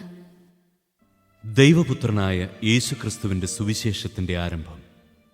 ഇതാ, നിനക്ക് മുമ്പേ ഞാൻ എൻ്റെ ദൂതനെ അയക്കുന്നു. അവൻ നിന്റെ വഴിയൊരുക്കും. മരുഭൂമിയിൽ വിളിച്ചു പറയുന്നവന്റെ ശബ്ദം, കർത്താവിൻ്റെ വഴിയൊരുക്കുവിൻ, അവന്റെ പാത നേരെയാക്കുവിൻ എന്ന് ഏശയ്യാ പ്രവാചകന്റെ ഗ്രന്ഥത്തിൽ എഴുതപ്പെട്ടിരിക്കുന്നത് പോലെ പാപമോചനത്തിനുള്ള അനുതാപത്തിന്റെ ജ്ഞാനസ്നാനം പ്രസംഗിച്ചുകൊണ്ട് സ്നാപക യോഹന്നാൻ മരുഭൂമിയിൽ പ്രത്യക്ഷപ്പെട്ടു. യൂദയ മുഴുവനിലെയും ജെറുസലേമിലെയും ജനങ്ങൾ അവന്റെ അടുത്തെത്തി. അവർ പാപങ്ങൾ ഏറ്റുപറഞ്ഞ് ജോർദാൻ നദിയിൽ വെച്ച് സ്നാനം സ്വീകരിച്ചു. യോഹന്നാൻ ഒട്ടകരോമം കൊണ്ടുള്ള വസ്ത്രം ധരിച്ചിരുന്നു. അരയിൽ തോൽപ്പട്ട ചുറ്റിയിരുന്നു. വെട്ടുക്കിളിയും കാട്ടുതേനുമായിരുന്നു അവന്റെ ഭക്ഷണം. അവൻ ഇപ്രകാരം ഉദ്ഘോഷിച്ചു, എന്നേക്കാൾ ശക്തനായവൻ എന്റെ പിന്നാലെ വരുന്നു. കുനിഞ്ഞവന്റെ ചെരുപ്പിന്റെ വള്ളികൾ അഴിക്കാൻ പോലും ഞാൻ യോഗ്യനല്ല. ഞാൻ നിങ്ങൾക്ക് ജലം കൊണ്ടുള്ള സ്നാനം നൽകി, അവനോ പരിശുദ്ധാത്മാവിനാൽ നിങ്ങൾക്ക് സ്നാനം നൽകും. അന്നൊരിക്കൽ യേശു ഗലീലയിലെ നസറത്തിൽ നിന്ന് വന്ന് ജോർദാനിൽ വെച്ച് യോഹന്നാനിൽ നിന്ന് സ്നാനം സ്വീകരിച്ചു. വെള്ളത്തിൽ നിന്ന് കയറുമ്പോൾ പെട്ടെന്ന് ആകാശം പിളരുന്നതും ആത്മാവ് പ്രാവിന്റെ രൂപത്തിൽ തന്റെ മേൽ ഇറങ്ങി വരുന്നതും അവൻ കണ്ടു. സ്വർഗത്തിൽ നിന്ന് ഒരു സ്വരമുണ്ടായി, നീ എന്റെ പ്രിയപുത്രൻ, നിന്നിൽ ഞാൻ പ്രസാദിച്ചിരിക്കുന്നു. ഉടനെ ആത്മാവ് അവനെ മരുഭൂമിയിലേക്ക് നയിച്ചു. സാത്താനാൽ പരീക്ഷിക്കപ്പെട്ട് 40 ദിവസം അവൻ മരുഭൂമിയിൽ വസിച്ചു. അവൻ വന്യമൃഗങ്ങളോട് കൂടെയായിരുന്നു. ദൈവദൂതന്മാർ അവനെ ശുശ്രൂഷിച്ചു. യോഹന്നാൻ ബന്ധനസ്ഥനായപ്പോൾ യേശു ദൈവത്തിന്റെ സുവിശേഷം പ്രസംഗിച്ചുകൊണ്ട് ഗലീലയിലേക്ക് വന്നു. അവൻ പറഞ്ഞു, സമയം പൂർത്തിയായി, ദൈവരാജ്യം സമീപിച്ചിരിക്കുന്നു. അനുദപിച്ച് സുവിശേഷത്തിൽ വിശ്വസിക്കുക. അവൻ ഗലീലി കടൽ തീരത്തുകൂടെ കടന്നു പോകുമ്പോൾ ശിമയോനെയും അവന്റെ സഹോദരൻ അന്ത്രയോസിനെയും കണ്ടു. മീൻപിടുത്തക്കാരായ അവർ കടലിൽ വലയെറിയുകയായിരുന്നു. യേശു അവരോട് പറഞ്ഞു, എന്നെ അനുഗമിക്കുക, ഞാൻ നിങ്ങളെ മനുഷ്യരെ പിടിക്കുന്നവരാക്കും. ഉടനെ വലയുപേക്ഷിച്ച് അവർ അവനെ അനുഗമിച്ചു. കുറച്ചു ദൂരം കൂടി പോയപ്പോൾ സെബദിയുടെ പുത്രനായ യാക്കോബിനെയും അവന്റെ സഹോദരൻ യോഹന്നാനെയും കണ്ടു. അവർ വഞ്ചിയിലിരുന്ന് വലയുടെ കേടുപോക്കുകയായിരുന്നു. ഉടനെ അവൻ അവരെയും വിളിച്ചു. അവർ പിതാവായ സെബദിയെ സേവകരോടൊപ്പം വള്ളത്തിൽ വിട്ട് അവനെ അനുഗമിച്ചു. അവർ കഫർനാമിലെത്തി. സാബത്ത് ദിവസം അവൻ സിനഗോഗിൽ പ്രവേശിച്ച് പഠിപ്പിച്ചു. അവന്റെ പ്രബോധനത്തിൽ അവർ വിസ്മയഭരിതരായി. കാരണം നിയമജ്ഞരെ പോലെയല്ല, അധികാരമുള്ളവനെ പോലെയാണ് അവൻ പഠിപ്പിച്ചത്. അശുദ്ധാത്മാവ് ബാധിച്ച ഒരുവൻ അവിടെ ഉണ്ടായിരുന്നു. അവൻ അലറി, നസറായനായ യേശുവേ, നീ എന്തിന് ഞങ്ങളുടെ കാര്യത്തിൽ ഇടപെടുന്നു? ഞങ്ങളെ നശിപ്പിക്കാനാണോ നീ വന്നിരിക്കുന്നത്? നീ ആരാണെന്ന് എനിക്കറിയാം, ദൈവത്തിന്റെ പരിശുദ്ധൻ. യേശു അവനെ ശാസിച്ചു, നിശബ്ദനായിരിക്കുക, അവനെ വിട്ട് നീ പുറത്തു വരിക.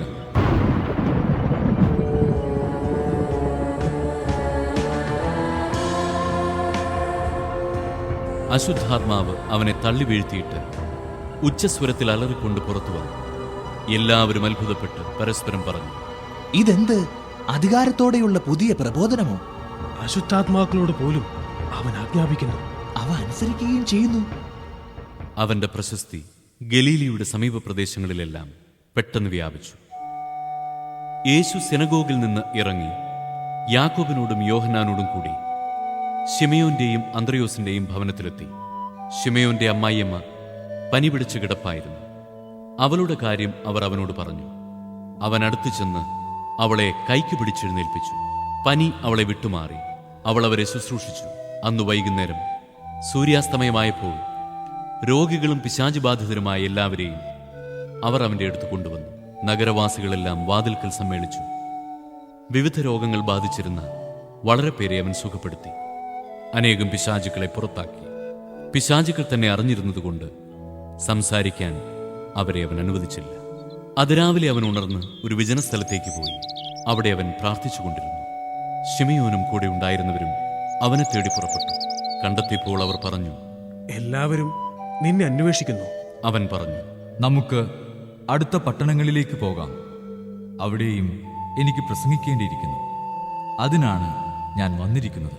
സിനഗോഗുകളിൽ പ്രസംഗിച്ചുകൊണ്ടും പിശാചുക്കളെ പുറത്താക്കിക്കൊണ്ടും അവൻ ഗലീലയിലുടനീളം സഞ്ചരിച്ചു.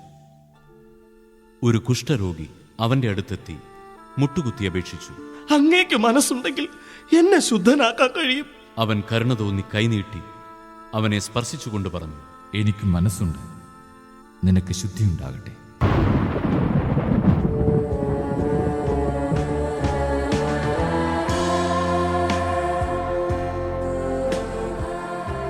തൽക്ഷണം കുഷ്ഠം മാറി അവന് ശുദ്ധി വന്നു.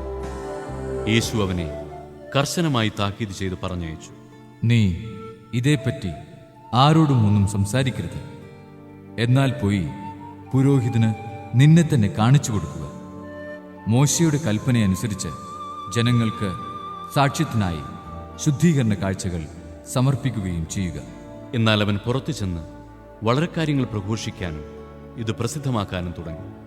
തന്മൂലം പിന്നീട് പട്ടണത്തിൽ പരസ്യമായി പ്രവേശിക്കാൻ യേശുവിന് സാധിച്ചില്ല. അവൻ പുറത്ത് വിജനപ്രദേശങ്ങളിൽ തങ്ങി. ജനങ്ങളാകട്ടെ എല്ലായിടങ്ങളിലും നിന്ന് അവന്റെ അടുത്ത് വന്നുകൊണ്ടിരുന്നു. അധ്യായം 3.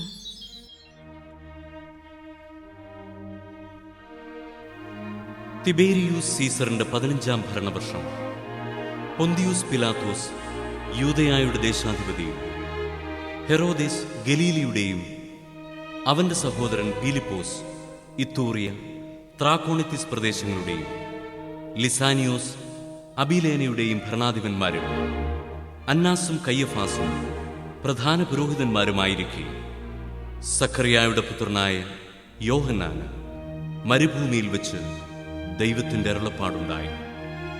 അവൻ പാപമോചനത്തിനുള്ള മാനസാന്തരത്തിന്റെ ജ്ഞാനസ്നാനം പ്രസംഗിച്ചുകൊണ്ട് ജോർദാന്റെ സമീപ പ്രദേശങ്ങളിലേക്ക് വന്നു. യേശയ്യാ പ്രവാചകന്റെ പുസ്തകത്തിൽ എഴുതപ്പെട്ടിരിക്കുന്നത് പോലെ മരുഭൂമിയിൽ വിളിച്ചു പറയുന്നവന്റെ ശബ്ദം, കർത്താവിന്റെ വഴിയൊരുക്കുവിൻ, അവന്റെ പാത നേരെയാക്കുവിൻ. താഴ്വരകൾ നികത്തപ്പെടും, കുന്നും മലയും നിരത്തപ്പെടും, വളഞ്ഞ വഴികൾ നേരെയാക്കപ്പെടും, പരുപരുത്തവ മൃദുവാക്കപ്പെടും. സകല മനുഷ്യരും ദൈവത്തിന്റെ രക്ഷ കാണുകയും ചെയ്യും. ജ്ഞാനസ്നാനം സ്വീകരിക്കാൻ തന്റെ അടുത്തേക്ക് വന്നിരുന്ന ജനക്കൂട്ടങ്ങളോട് അവൻ ചോദിച്ചു, അണലി സന്തതികളെ, ആസന്നമായ ക്രോധത്തിൽ നിന്നോടിയകലാൻ നിങ്ങൾക്ക് മുന്നറിയിപ്പ് നൽകിയത് ആരാണ്? മാനസാന്തരത്തിന് യോജിച്ച ഫലങ്ങൾ പുറപ്പെടുവിക്കുവിൻ. ഞങ്ങൾക്ക് പിതാവായ അബ്രാഹമുണ്ടെന്ന് പറഞ്ഞ് നിങ്ങൾ അഭിമാനിക്കേണ്ട. കാരണം ഈ കല്ലുകളിൽ നിന്ന് അബ്രാഹത്തിന് സന്താനങ്ങളെ പുറപ്പെടുവിക്കുവാൻ ദൈവത്തിന് കഴിയുമെന്ന് ഞാൻ നിങ്ങളോട് പറയുന്നു. വൃക്ഷങ്ങളുടെ വേരിന് കോടാലി വെക്കപ്പെട്ടു കഴിഞ്ഞു. നല്ല ഫലം നൽകാത്ത വൃക്ഷങ്ങളെല്ലാം വെട്ടി തീയിലെറിയപ്പെടും. ജനക്കൂട്ടം അവനോട് ചോദിച്ചു, ഞങ്ങൾ എന്താണ് ചെയ്യേണ്ടത്? അവൻ പറഞ്ഞു, രണ്ടുടുപ്പുള്ളവൻ ഒന്നില്ലാത്തവന് കൊടുക്കട്ടെ, ഭക്ഷണമുള്ളവനും അങ്ങനെ ചെയ്യട്ടെ. ചുങ്കക്കാരും സ്നാനം സ്വീകരിക്കാൻ വന്നു. അവരും അവനോട് ചോദിച്ചു, ഗുരു, ഞങ്ങൾ എന്ത് ചെയ്യണം? അവൻ പറഞ്ഞു, നിങ്ങളോട് ആജ്ഞാപിച്ചിട്ടുള്ളതിൽ കൂടുതൽ ഈടാക്കരുത്. പടയാളികളും അവനോട് ചോദിച്ചു, ഞങ്ങൾ എന്ത് ചെയ്യണം? അവൻ അവരോട് പറഞ്ഞു, നിങ്ങൾ ആരെയും ഭീഷണിപ്പെടുത്തരുത്, വ്യാജമായ കുറ്റാരോപണവും അരുത്, വേതനം കൊണ്ട് തൃപ്തിപ്പെടണം. പ്രതീക്ഷയോടെ ഇരുന്ന ജനമെല്ലാം ഇവൻ തന്നെയോ ക്രിസ്തു എന്ന യോഹന്നാനെ പറ്റി ചിന്തിച്ചു തുടങ്ങി. യോഹന്നാൻ അവരോട് പറഞ്ഞു, ഞാൻ ജലം കൊണ്ട് സ്നാനം നൽകുന്നു, എന്നാൽ എന്നേക്കാൾ ശക്തനായ ഒരുവൻ വരുന്നു. അവന്റെ ചെരുപ്പിന്റെ കെട്ടഴിക്കാൻ പോലും ഞാൻ യോഗ്യനല്ല. അവൻ പരിശുദ്ധാത്മാവിനാലും അഗ്നിയാലും നിങ്ങൾക്ക് സ്നാനം നൽകും. വീശുമുറം അവന്റെ കയ്യിലുണ്ട്. അവൻ കളം വെടിപ്പാക്കി ഗോതമ്പ് അറപ്പുരയിൽ ശേഖരിക്കുകയും പതിര് കെടാത്ത തീയിൽ ദഹിപ്പിക്കുകയും ചെയ്യും. ഇതുപോലെ മറ്റു പല ഉദ്ബോധനങ്ങളിലൂടെയും അവൻ ജനത്തെ സദ്വാർത്ത അറിയിച്ചു. യോഹന്നാൻ ഹെരോദേസ് രാജാവിനെ അവന്റെ സഹോദര ഭാര്യയായ ഹേറോദിയ നിമിത്തവും അവൻ ചെയ്തിരുന്ന മറ്റെല്ലാ ദുഷ്കൃത്യങ്ങളുടെ പേരിലും കഠിനമായി കുറ്റപ്പെടുത്തിയിരുന്നു. തൽഫലമായി ഹേറോദേസ് യോഹന്നാനെ കാരാഗൃഹത്തിലടച്ചു. അങ്ങനെ തന്റെ തിന്മകളുടെ എണ്ണം ഒന്നുകൂടി വർദ്ധിപ്പിച്ചു. ജനം സ്നാനം സ്വീകരിച്ചുകൊണ്ടിരിക്കുമ്പോൾ യേശുവും വന്ന് സ്നാനമേറ്റു. അവൻ പ്രാർത്ഥിച്ചുകൊണ്ടിരിക്കുമ്പോൾ സ്വർഗം തുറക്കപ്പെട്ടു. പരിശുദ്ധാത്മാവ് പ്രാവിന്റെ രൂപത്തിൽ അവന്റെ മേൽ ഇറങ്ങി വന്നു. സ്വർഗത്തിൽ നിന്ന് ഒരു സ്വരവുമുണ്ടായി, നീ എന്റെ പ്രിയപുത്രൻ, നിന്നിൽ ഞാൻ പ്രസാദിച്ചിരിക്കുന്നു.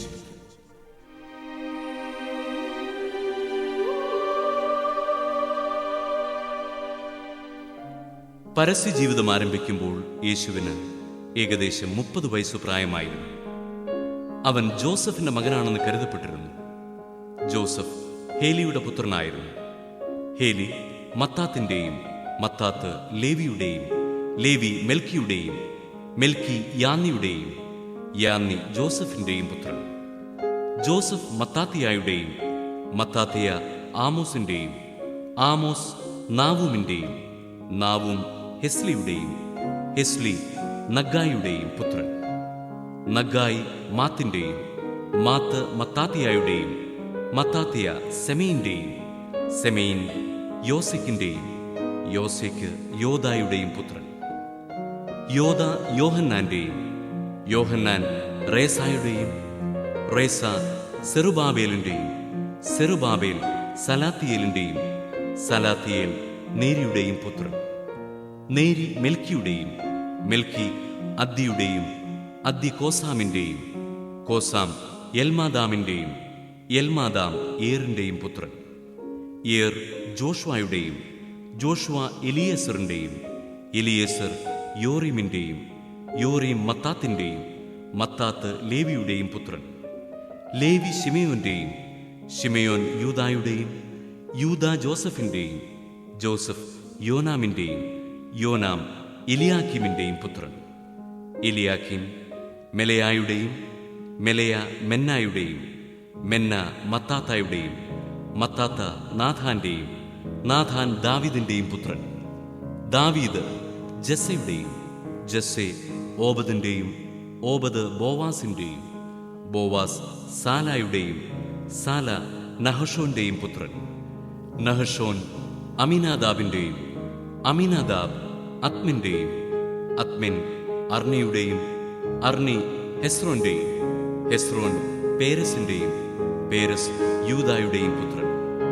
യൂദാ യാക്കോബിന്റെയും, യാക്കോബ് ഇസഹാക്കിന്റെയും, ഇസഹാക്ക് അബ്രഹാത്തിന്റെയും, അബ്രഹാം തേരായുടെയും, തേര നാഹോറിന്റെയും പുത്രൻ. നാഹോർ സെറൂഹിന്റെയും, സെറൂഹ് റബുവിന്റെയും, റവു പേലഗിന്റെയും പേലഗ് ഏബറിന്റെയും ഏബർ ഷേലായുടെയും പുത്രൻ.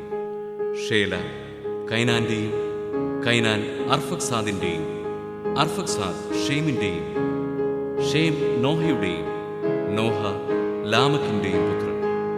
ലാമക് മെത്തുസെലഹിന്റെയും മെത്തുസെലഹ് ഹേനോക്കിന്റെയും ഹേനോക്ക് യാരോദിന്റെയും യാരേദ് മഹലേലിന്റെയും മഹലേൽ കൈനാന്റെയും പുത്രൻ. കൈനാൻ ഏനോസിന്റെയും ഏനോസ് സേത്തിന്റെയും സേത്ത് ആദാമിന്റെയും പുത്രനായിരുന്നു. ആദം ദൈവത്തിൻ്റെതുമായിരുന്നു. അധ്യായം 4. അനന്തരം പിശാചിനാൽ പരീക്ഷിക്കപ്പെടുന്നതിന് യേശുവിനെ ആത്മാവ് മരുഭൂമിയിലേക്ക് നയിച്ചു. യേശു 40 ദിനരാത്രങ്ങൾ ഉപവസിച്ചു. അപ്പോൾ അവന് വിശന്നു. പ്രലോഭകൻ അവനെ സമീപിച്ചു പറഞ്ഞു, നീ ദൈവപുത്രനാണെങ്കിൽ ഈ കല്ലുകൾ അപ്പമാകാൻ പറയുക. അവൻ പ്രതിവചിച്ചു, മനുഷ്യൻ അപ്പം കൊണ്ട് മാത്രമല്ല, ദൈവത്തിൻ്റെ നാവിൽ നിന്ന് പുറപ്പെടുന്ന ഓരോ വാക്കുകൊണ്ടുമാണ് ജീവിക്കുന്നത് എന്നെഴുതപ്പെട്ടിരിക്കുന്നു. അനന്തരം പിശാച് അവനെ വിശുദ്ധ നഗരത്തിലേക്ക് കൂട്ടിക്കൊണ്ടുപോയി ദേവാലയത്തിന്റെ അഗ്രത്തിൽ കയറ്റി നിർത്തിയിട്ട് പറഞ്ഞു, നീ ദൈവപുത്രനാണെങ്കിൽ താഴേക്കു ചാടുക. നിന്നെ കുറിച്ച് അവൻ തന്റെ ദൂതന്മാർക്ക് കൽപ്പന നൽകും. നിന്റെ പാദം കല്ലിൽ തട്ടാതിരിക്കാൻ അവർ നിന്നെ കൈകളിൽ താങ്ങിക്കൊള്ളും എന്ന് എഴുതപ്പെട്ടിരിക്കുന്നു. യേശു പറഞ്ഞു, നിന്റെ ദൈവമായ കർത്താവിനെ പരീക്ഷിക്കരുത് എന്നുകൂടി എഴുതപ്പെട്ടിരിക്കുന്നു. വീണ്ടും പിശാച് വളരെ ഉയർന്നൊരു മലയിലേക്ക് അവനെ കൂട്ടിക്കൊണ്ടുപോയി. ലോകത്തിലെ എല്ലാ രാജ്യങ്ങളും അവയുടെ മഹത്വവും അവനെ കാണിച്ചുകൊണ്ട് അവനോട് പറഞ്ഞു, നീ സാഷ്ടാംഗം പ്രണമിച്ച് എന്നെ ആരാധിച്ചാൽ ഇവയെല്ലാം നിനക്ക് ഞാൻ നൽകും. യേശു കൽപ്പിച്ചു, സാത്താനെ ദൂരെ പോവുക. എന്തെന്നാൽ നിന്റെ ദൈവമായ കർത്താവിനെ ആരാധിക്കണം, അവിടത്തെ മാത്രമേ പൂജിക്കാവൂ എന്നെഴുതപ്പെട്ടിരിക്കുന്നു. അപ്പോൾ പിശാച് അവനെ വിട്ടുപോയി. ദൈവദൂതന്മാർ അടുത്തുവന്ന് അവനെ ശുശ്രൂഷിച്ചു. യോഹന്നാൻ ബന്ധനസ്ഥനായെന്ന് കേട്ടപ്പോൾ യേശു ഗലീലയിലേക്ക് പിൻവാങ്ങി. അവൻ നസറത്ത് വിട്ട് സെബലൂണിന്റെയും നഫ്താലിയുടെയും അതിർത്തിയിൽ സമുദ്രതീരത്തുള്ള കഫർനാമിൽ ചെന്നു പാർത്തു. ഇത് യേശയ്യാ പ്രവാചകൻ വഴി അരുളി ചെയ്യപ്പെട്ടത് നിവൃത്തിയാകാൻ വേണ്ടിയാണ്. സമുദ്രത്തിലേക്കുള്ള വഴിയിൽ ജോർദാന്റെ മറുകരയിൽ സെബലൂൺ, നഫ്താലി പ്രദേശങ്ങൾ, വിജാതിയരുടെ ഗലീലി, അന്ധകാരത്തിൽ സ്ഥിതി ചെയ്തിരുന്ന ജനങ്ങൾ വലിയ പ്രകാശം കണ്ടു. മരണത്തിന്റെ മേഖലയിലും നിഴലിലും വസിച്ചിരുന്നവർക്കായി ഒരു ദീപ്തി ഉദയം ചെയ്തു. അപ്പോൾ മുതൽ യേശു പ്രസംഗിക്കാൻ തുടങ്ങി, മാനസാന്തരപ്പെടുവിൻ, സ്വർഗരാജ്യം സമീപിച്ചിരിക്കുന്നു. അവൻ ഗലീലി കടൽ തീരത്ത് നടക്കുമ്പോൾ കടലിൽ വലവീശിക്കൊണ്ടിരുന്ന 2 സഹോദരന്മാരെ കണ്ടു. പത്രോസ് എന്ന് വിളിക്കപ്പെടുന്ന ശിമയോനെയും സഹോദരൻ അന്ത്രയോസിനെയും. അവർ മീൻപിടുത്തക്കാരായിരുന്നു. അവൻ അവരോട് പറഞ്ഞു, എന്നെ അനുഗമിക്കുക, ഞാൻ നിങ്ങളെ മനുഷ്യരെ പിടിക്കുന്നവരാക്കും. തൽക്ഷണം അവർ വലകൾ ഉപേക്ഷിച്ച് അവനെ അനുഗമിച്ചു. അവർ അവിടെ നിന്ന് മുന്നോട്ട് നീങ്ങിയപ്പോൾ വേറെ 2 സഹോദരന്മാരെ കണ്ടു, സബദിപുത്രനായ യാക്കോബും സഹോദരൻ യോഹന്നാനും. അവർ പിതാവുമൊത്ത് വഞ്ചിയിലിരുന്ന് വല നന്നാക്കുകയായിരുന്നു. അവരെയും അവൻ വിളിച്ചു. തൽക്ഷണം അവർ വഞ്ചി ഉപേക്ഷിച്ച് പിതാവിനെയും വിട്ട് അവനെ അനുഗമിച്ചു. അവൻ അവരുടെ സിനഗോഗുകളിൽ പഠിപ്പിച്ചും രാജ്യത്തിന്റെ സുവിശേഷം പ്രസംഗിച്ചും ജനങ്ങളുടെ എല്ലാ രോഗങ്ങളും വ്യാധികളും സുഖപ്പെടുത്തി ഗലീലി മുഴുവൻ ചുറ്റി സഞ്ചരിച്ചു. അവന്റെ കീർത്തി സിറിയയിലെങ്ങും വ്യാപിച്ചു. എല്ലാ രോഗികളെയും വിവിധ വ്യാധികളാലും വ്യഥകളാലും അവശരായവരെയും, പിശാചുബാധിതർ, അപസ്മാര രോഗികൾ, തളർവാദക്കാർ എന്നിവരെയും അവർ അവന്റെ അടുത്തു കൊണ്ടുവന്നു. അവൻ അവരെ സുഖപ്പെടുത്തി. ഗലീലി, ദക്കാപോളിസ്, ജെറുസലേം, യൂദയ, ജോർദാന്റെ മറുകര എന്നിവിടങ്ങളിൽ നിന്ന് വലിയ ജനക്കൂട്ടങ്ങൾ അവനെ അനുഗമിച്ചു.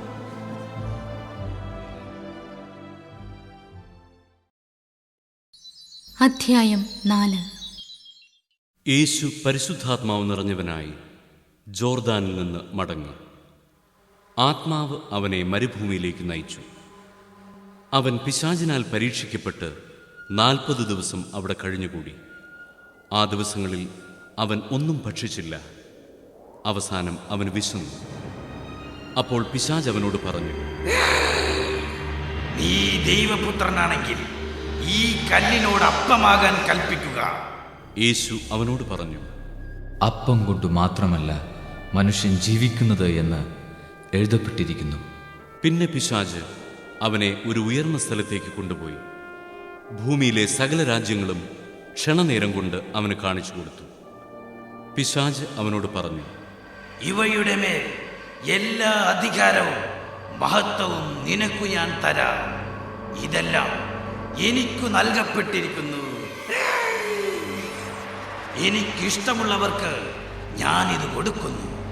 നീ എന്നെ ആരാധിച്ചാൽ ഇവയെല്ലാം നിന്റേതാകും. യേശു മറുപടി പറഞ്ഞു, നിന്റെ ദൈവമായ കർത്താവിനെ നീ ആരാധിക്കണം. അവനെ മാത്രമേ പൂജിക്കാവൂ എന്ന് എഴുതപ്പെട്ടിരിക്കുന്നു. അനന്തരം പിശാച് അവനെ ജെറുസലേമിലേക്ക് കൊണ്ടുപോയി ദേവാലയ ഗോപുരത്തിന്റെ ശൃംഗത്തിൽ നിർത്തിക്കൊണ്ട് പറഞ്ഞു,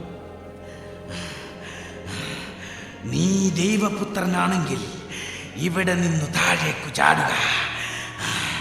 നിന്നെ സംരക്ഷിക്കാൻ അവൻ ദൂതന്മാരോട് കൽപ്പിക്കുമെന്നും നിന്റെ കാൽ കല്ലിൽ തട്ടാതെ അവർ നിന്നെ കൈകളിൽ താങ്ങിക്കൊള്ളുമെന്നും എഴുതപ്പെട്ടിട്ടുണ്ടല്ലോ. യേശു പറഞ്ഞു, നിന്റെ ദൈവമായ കർത്താവിനെ പരീക്ഷിക്കരുത് എന്നും പറയപ്പെട്ടിരിക്കുന്നു.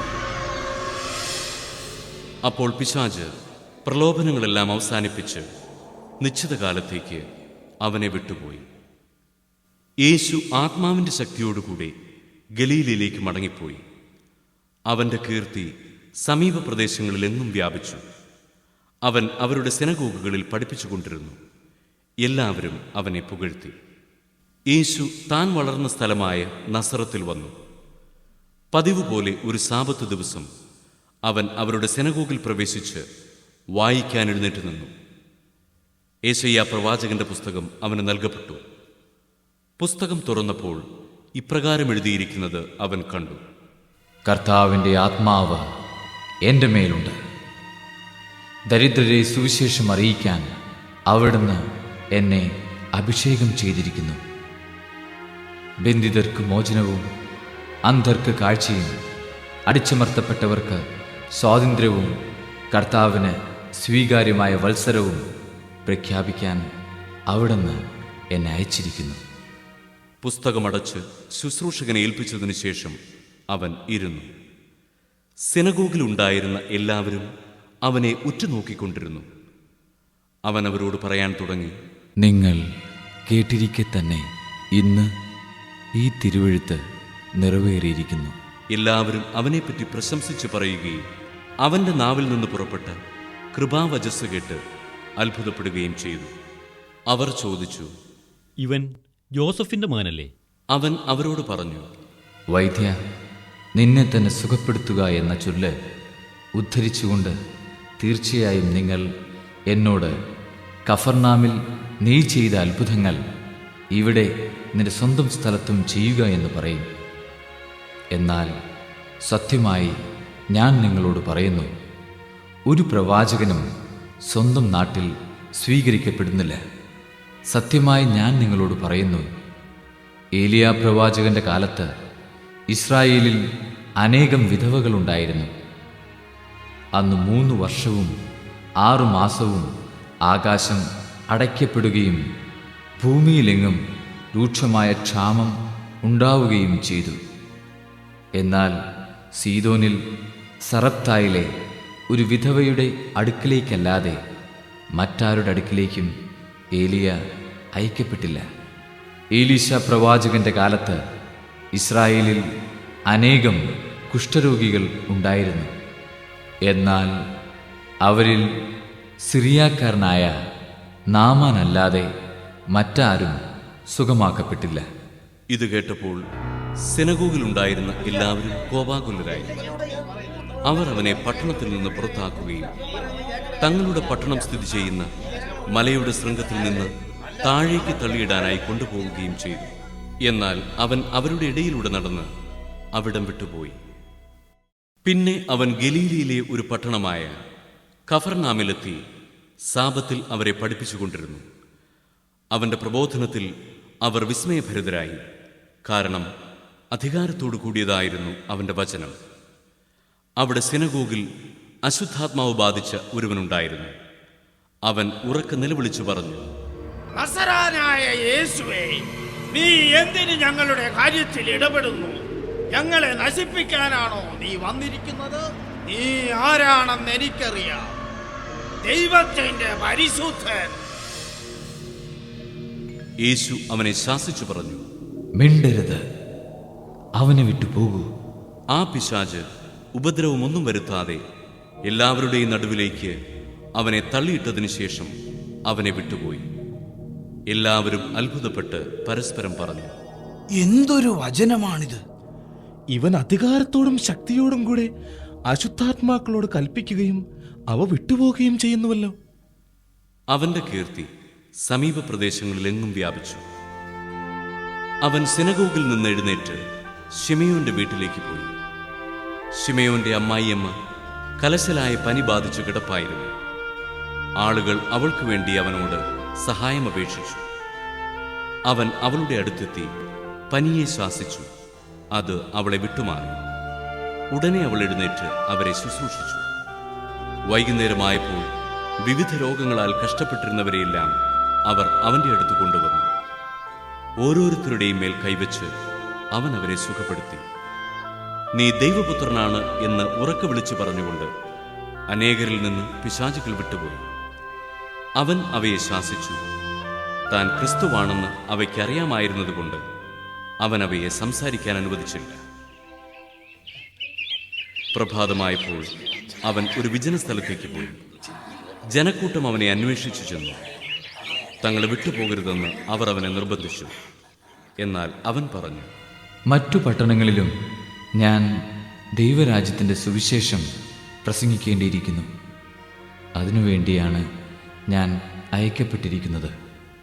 അവൻ യൂദയായിലെ സിനഗോഗുകളിൽ പ്രസംഗിച്ചു കൊണ്ടിരുന്നു. അധ്യായം 5. ദൈവവചനം ശ്രവിക്കാൻ ജനങ്ങൾ അവനു ചുറ്റും തിങ്ങിക്കൂടി. അവൻ ഗനേസറത്ത് തടാകത്തിന്റെ തീരത്ത് നിൽക്കുകയായിരുന്നു. 2 വള്ളങ്ങൾ കരയോടടുത്ത് കിടക്കുന്നത് അവൻ കണ്ടു. മീൻപിടുത്തക്കാർ അവയിൽ നിന്നിറങ്ങി വല കഴുകുകയായിരുന്നു. ശിമയോന്റേതായിരുന്നു വള്ളങ്ങളിലൊന്ന്. യേശു അതിൽ കയറി കരയിൽ നിന്ന് അല്പം അകലേക്ക് വള്ളം നീക്കാൻ അവനോട് യേശു ആവശ്യപ്പെട്ടു. അതിൽ ഇരുന്ന് അവൻ ജനങ്ങളെ പഠിപ്പിച്ചു. സംസാരിച്ചു തീർന്നപ്പോൾ അവൻ ശിമയോനോട് പറഞ്ഞു, ആഴത്തിലേക്ക് നീക്കി മീൻ പിടിക്കാൻ വലയിറക്കുക. ശിമയോൻ പറഞ്ഞു, ഗുരു, രാത്രി മുഴുവൻ അധ്വാനിച്ചിട്ടും ഞങ്ങൾക്കൊന്നും കിട്ടിയില്ല. എങ്കിലും നീ പറഞ്ഞതനുസരിച്ച് ഞാൻ വലയിറക്കാം. വലയിറക്കിയപ്പോൾ വളരെയേറെ മത്സ്യങ്ങൾ അവർക്ക് കിട്ടി. അവരുടെ വല കീറിത്തുടങ്ങി. അവർ മറ്റേ വള്ളത്തിലുണ്ടായിരുന്ന കൂട്ടുകാരെ ആംഗ്യം കാണിച്ച് സഹായത്തിന് വിളിച്ചു. അവർ വന്ന് 2 വള്ളങ്ങളും മുങ്ങാറാകുവോളം നിറച്ചു. ശിമയോൻ പത്രോസ് ഇത് കണ്ടപ്പോൾ യേശുവിന്റെ കാൽക്കൽ വീണു പറഞ്ഞു, കർത്താവേ, എന്നിൽ നിന്ന് അകന്നു പോകണമേ, ഞാൻ പാപിയാണ്. എന്തെന്നാൽ തങ്ങൾക്ക് കിട്ടിയ മീനിന്റെ പെരുപ്പത്തെപ്പറ്റി ശിമയോനും കൂടെ ഉണ്ടായിരുന്നവരും അത്ഭുതപ്പെട്ടു. അതുപോലെ തന്നെ അവന്റെ പങ്കുകാരായ സെബദിപുത്രന്മാർ യാക്കോബും യോഹന്നാനും വിസ്മയിച്ചു. യേശു ശിമയോനോട് പറഞ്ഞു, ഭയപ്പെടേണ്ട, നീ ഇപ്പോൾ മുതൽ മനുഷ്യരെ പിടിക്കുന്നവനാകും. വള്ളങ്ങൾ കരയ്ക്കടുപ്പിച്ചതിനു ശേഷം എല്ലാം ഉപേക്ഷിച്ച് അവർ അവനെ അനുഗമിച്ചു. പിന്നീടൊരിക്കൽ യേശു ഒരു പട്ടണത്തിലായിരിക്കുമ്പോൾ ഒരു കുഷ്ഠരോഗി വന്ന് അവനെ കണ്ട് സാഷ്ടാംഗം വീണു പ്രാർത്ഥിച്ചു. കർത്താവേ, അങ്ങയ്ക്ക് മനസ്സുണ്ടെങ്കിൽ എന്നെ ശുദ്ധനാക്കാൻ കഴിയും? യേശു കൈനീട്ടി അവനെ തൊട്ടുകൊണ്ട് പറഞ്ഞു, എനിക്ക് മനസ്സുണ്ട്, നിനക്ക് ശുദ്ധിയുണ്ടാകട്ടെ. തൽക്ഷണം കുഷ്ഠം അവനെ വിട്ടുമാറി. യേശു അവനോട് പറഞ്ഞു, ഇക്കാര്യം നീ ആരോടും പറയരുത്. പോയി നിന്നെ തന്നെ പുരോഹിതന് കാണിച്ചു കൊടുക്കുകയും മോശ കൽപ്പിച്ചിട്ടുള്ളതനുസരിച്ച് ജനങ്ങൾക്ക് സാക്ഷ്യത്തിനായി ശുദ്ധീകരണ കാഴ്ചകൾ സമർപ്പിക്കുകയും ചെയ്യുക. എന്നാൽ യേശുവിൻ്റെ കീർത്തി പൂർവാധികം വ്യാപിച്ചതേയുള്ളൂ. അവൻ്റെ വാക്ക് കേൾക്കുന്നതിനും രോഗശാന്തി നേടുന്നതിനും വേണ്ടി വളരെ ആളുകൾ തിങ്ങിക്കൂടി. അവനാകട്ടെ വിജനപ്രദേശങ്ങളിലേക്ക് പിൻവാങ്ങി അവിടെ പ്രാർത്ഥിച്ചുകൊണ്ടിരുന്നു. ഒരു ദിവസം യേശു പഠിപ്പിച്ചുകൊണ്ടിരിക്കുമ്പോൾ ഗലീലയിലെ എല്ലാ ഗ്രാമങ്ങളിൽ നിന്നും യൂദയായിൽ നിന്നും ജെറുസലേമിൽ നിന്നും ഫരിസേയരും നിയമാധ്യാപകരും അവിടെ വന്നുകൂടി. രോഗികളെ സുഖപ്പെടുത്താൻ കർത്താവിൻ്റെ ശക്തി അവനിൽ ഉണ്ടായിരുന്നു. അപ്പോൾ ചിലർ ഒരു തളർവാദ രോഗിയെ കിടക്കയിലെടുത്തുകൊണ്ടുവന്നു. അവർ അവനെ അകത്ത് യേശുവിൻ്റെ മുമ്പിൽ കൊണ്ടുവരുവാൻ പരിശ്രമിച്ചു. ജനക്കൂട്ടം നിമിത്തം അത് സാധിക്കാഞ്ഞതുകൊണ്ട് അവർ പുരമുകളിൽ കയറി ഓടിളക്കി കിടക്കയോടെ അവനെ യേശുവിൻ്റെ മുമ്പിലേക്ക് ഇറക്കി. അവരുടെ വിശ്വാസം കണ്ട് അവൻ പറഞ്ഞു, മനുഷ്യ, നിന്റെ പാപങ്ങൾ ക്ഷമിക്കപ്പെട്ടിരിക്കുന്നു. നിയമജ്ഞരും ഫരിസേയരും ചിന്തിച്ചു തുടങ്ങി, ദൈവദൂഷണം പറയുന്നവൻ ആര്? ദൈവത്തിനല്ലാതെ മറ്റാർക്കാണ് പാപങ്ങൾ ക്ഷമിക്കാൻ സാധിക്കുക? അവരുടെ വിചാരം മനസ്സിലാക്കി യേശു അവരോട് പറഞ്ഞു, എന്തുകൊണ്ടാണ് നിങ്ങൾ ഇങ്ങനെ ഹൃദയത്തിൽ ചോദിക്കുന്നത്? ഏതാണ് എളുപ്പം, നിന്റെ പാപങ്ങൾ ക്ഷമിക്കപ്പെട്ടിരിക്കുന്നു എന്ന് പറയുന്നതോ, എഴുന്നേറ്റ് നടക്കുക എന്ന് പറയുന്നതോ?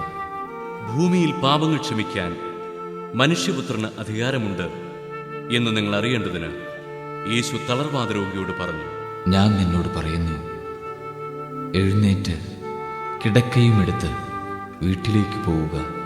ഉടനെ എല്ലാവരും കാണുകയും അവൻ എഴുന്നേറ്റ് കിടക്കയും എടുത്ത് ദൈവത്തെ സ്തുതിച്ചുകൊണ്ട് വീട്ടിലേക്ക് പോയി.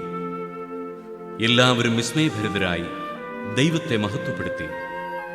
അവർ സംഭ്രമത്തോടെ പറഞ്ഞു, അസാധാരണ സംഭവങ്ങൾ ഇന്നു നാം കണ്ടിരിക്കുന്നു. ഇതിനുശേഷം അവൻ പോകും വഴി ലേവി എന്നൊരു ചുങ്കക്കാരൻ ചുങ്കസ്ഥലത്ത് ഇരിക്കുന്നത് കണ്ടു. യേശു അവനോട് പറഞ്ഞു, എന്നെ അനുഗമിക്കുക. അവനെല്ലാം ഉപേക്ഷിച്ച് എഴുന്നേറ്റ് അവനെ അനുഗമിച്ചു. ലേവി തന്റെ വീട്ടിൽ അവനു വേണ്ടി ഒരു വലിയ വിരുന്ന് നടത്തി. ചുങ്കക്കാരുടെയും മറ്റുള്ളവരുടെയും ഒരു വലിയ ഗണം അവരോടൊപ്പം ഭക്ഷണത്തിനിരുന്നു. ഫരിസേയരും നിയമജ്ഞരും പിറുപിറുപ്പോടെ അവന്റെ ശിഷ്യരോട് പറഞ്ഞു, നിങ്ങൾ ചുങ്കക്കാരോടും പാപികളോടുമൊത്ത് തിന്നുകയും കുടിക്കുകയും ചെയ്യുന്നതെന്ത്? യേശു അവരോട് പറഞ്ഞു, ആരോഗ്യമുള്ളവർക്കല്ല, രോഗികൾക്കാണ് വൈദ്യനെ ആവശ്യം. ഞാൻ വന്നിരിക്കുന്നത് നീതിമാന്മാരെ വിളിക്കാനല്ല, പാപികളെ പശ്ചാത്താപത്തിലേക്ക് ക്ഷണിക്കാനാണ്.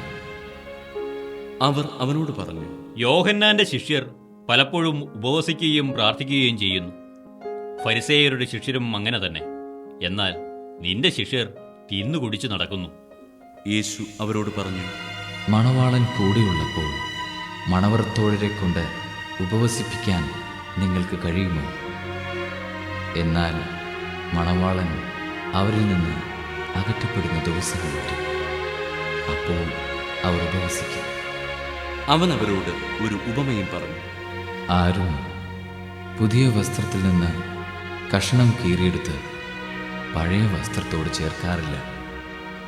അങ്ങനെ ചെയ്താൽ പുതിയ വസ്ത്രം കീറുന്നു എന്ന് മാത്രമല്ല, പുതിയ കഷണം പഴയതിനോട് ചേരാതെ വരികയും ചെയ്യും. ആരും പുതിയ വീഞ്ഞ് പഴയ തോൽക്കുടങ്ങളിൽ ഒഴിച്ചു വയ്ക്കാറില്ല. അങ്ങനെ ചെയ്താൽ പുതിയ വീഞ്ഞ് പഴയ തോൽക്കുടങ്ങൾ ഭേദിച്ച് ഒഴുകിപ്പോവുകയും തോൽക്കുടങ്ങൾ നശിക്കുകയും ചെയ്യും. പുതിയ വീഞ്ഞ് പുതിയ തോൽക്കുടങ്ങളിലാണ് ഒഴിച്ചു വയ്ക്കേണ്ടത്. പഴയ വീഞ്ഞ് കുടിച്ച് ഒരുവനും പുതിയത് ഇഷ്ടപ്പെടുകയില്ല. പഴയതാണ് മെച്ചം എന്നല്ലേ പറയുന്നത്.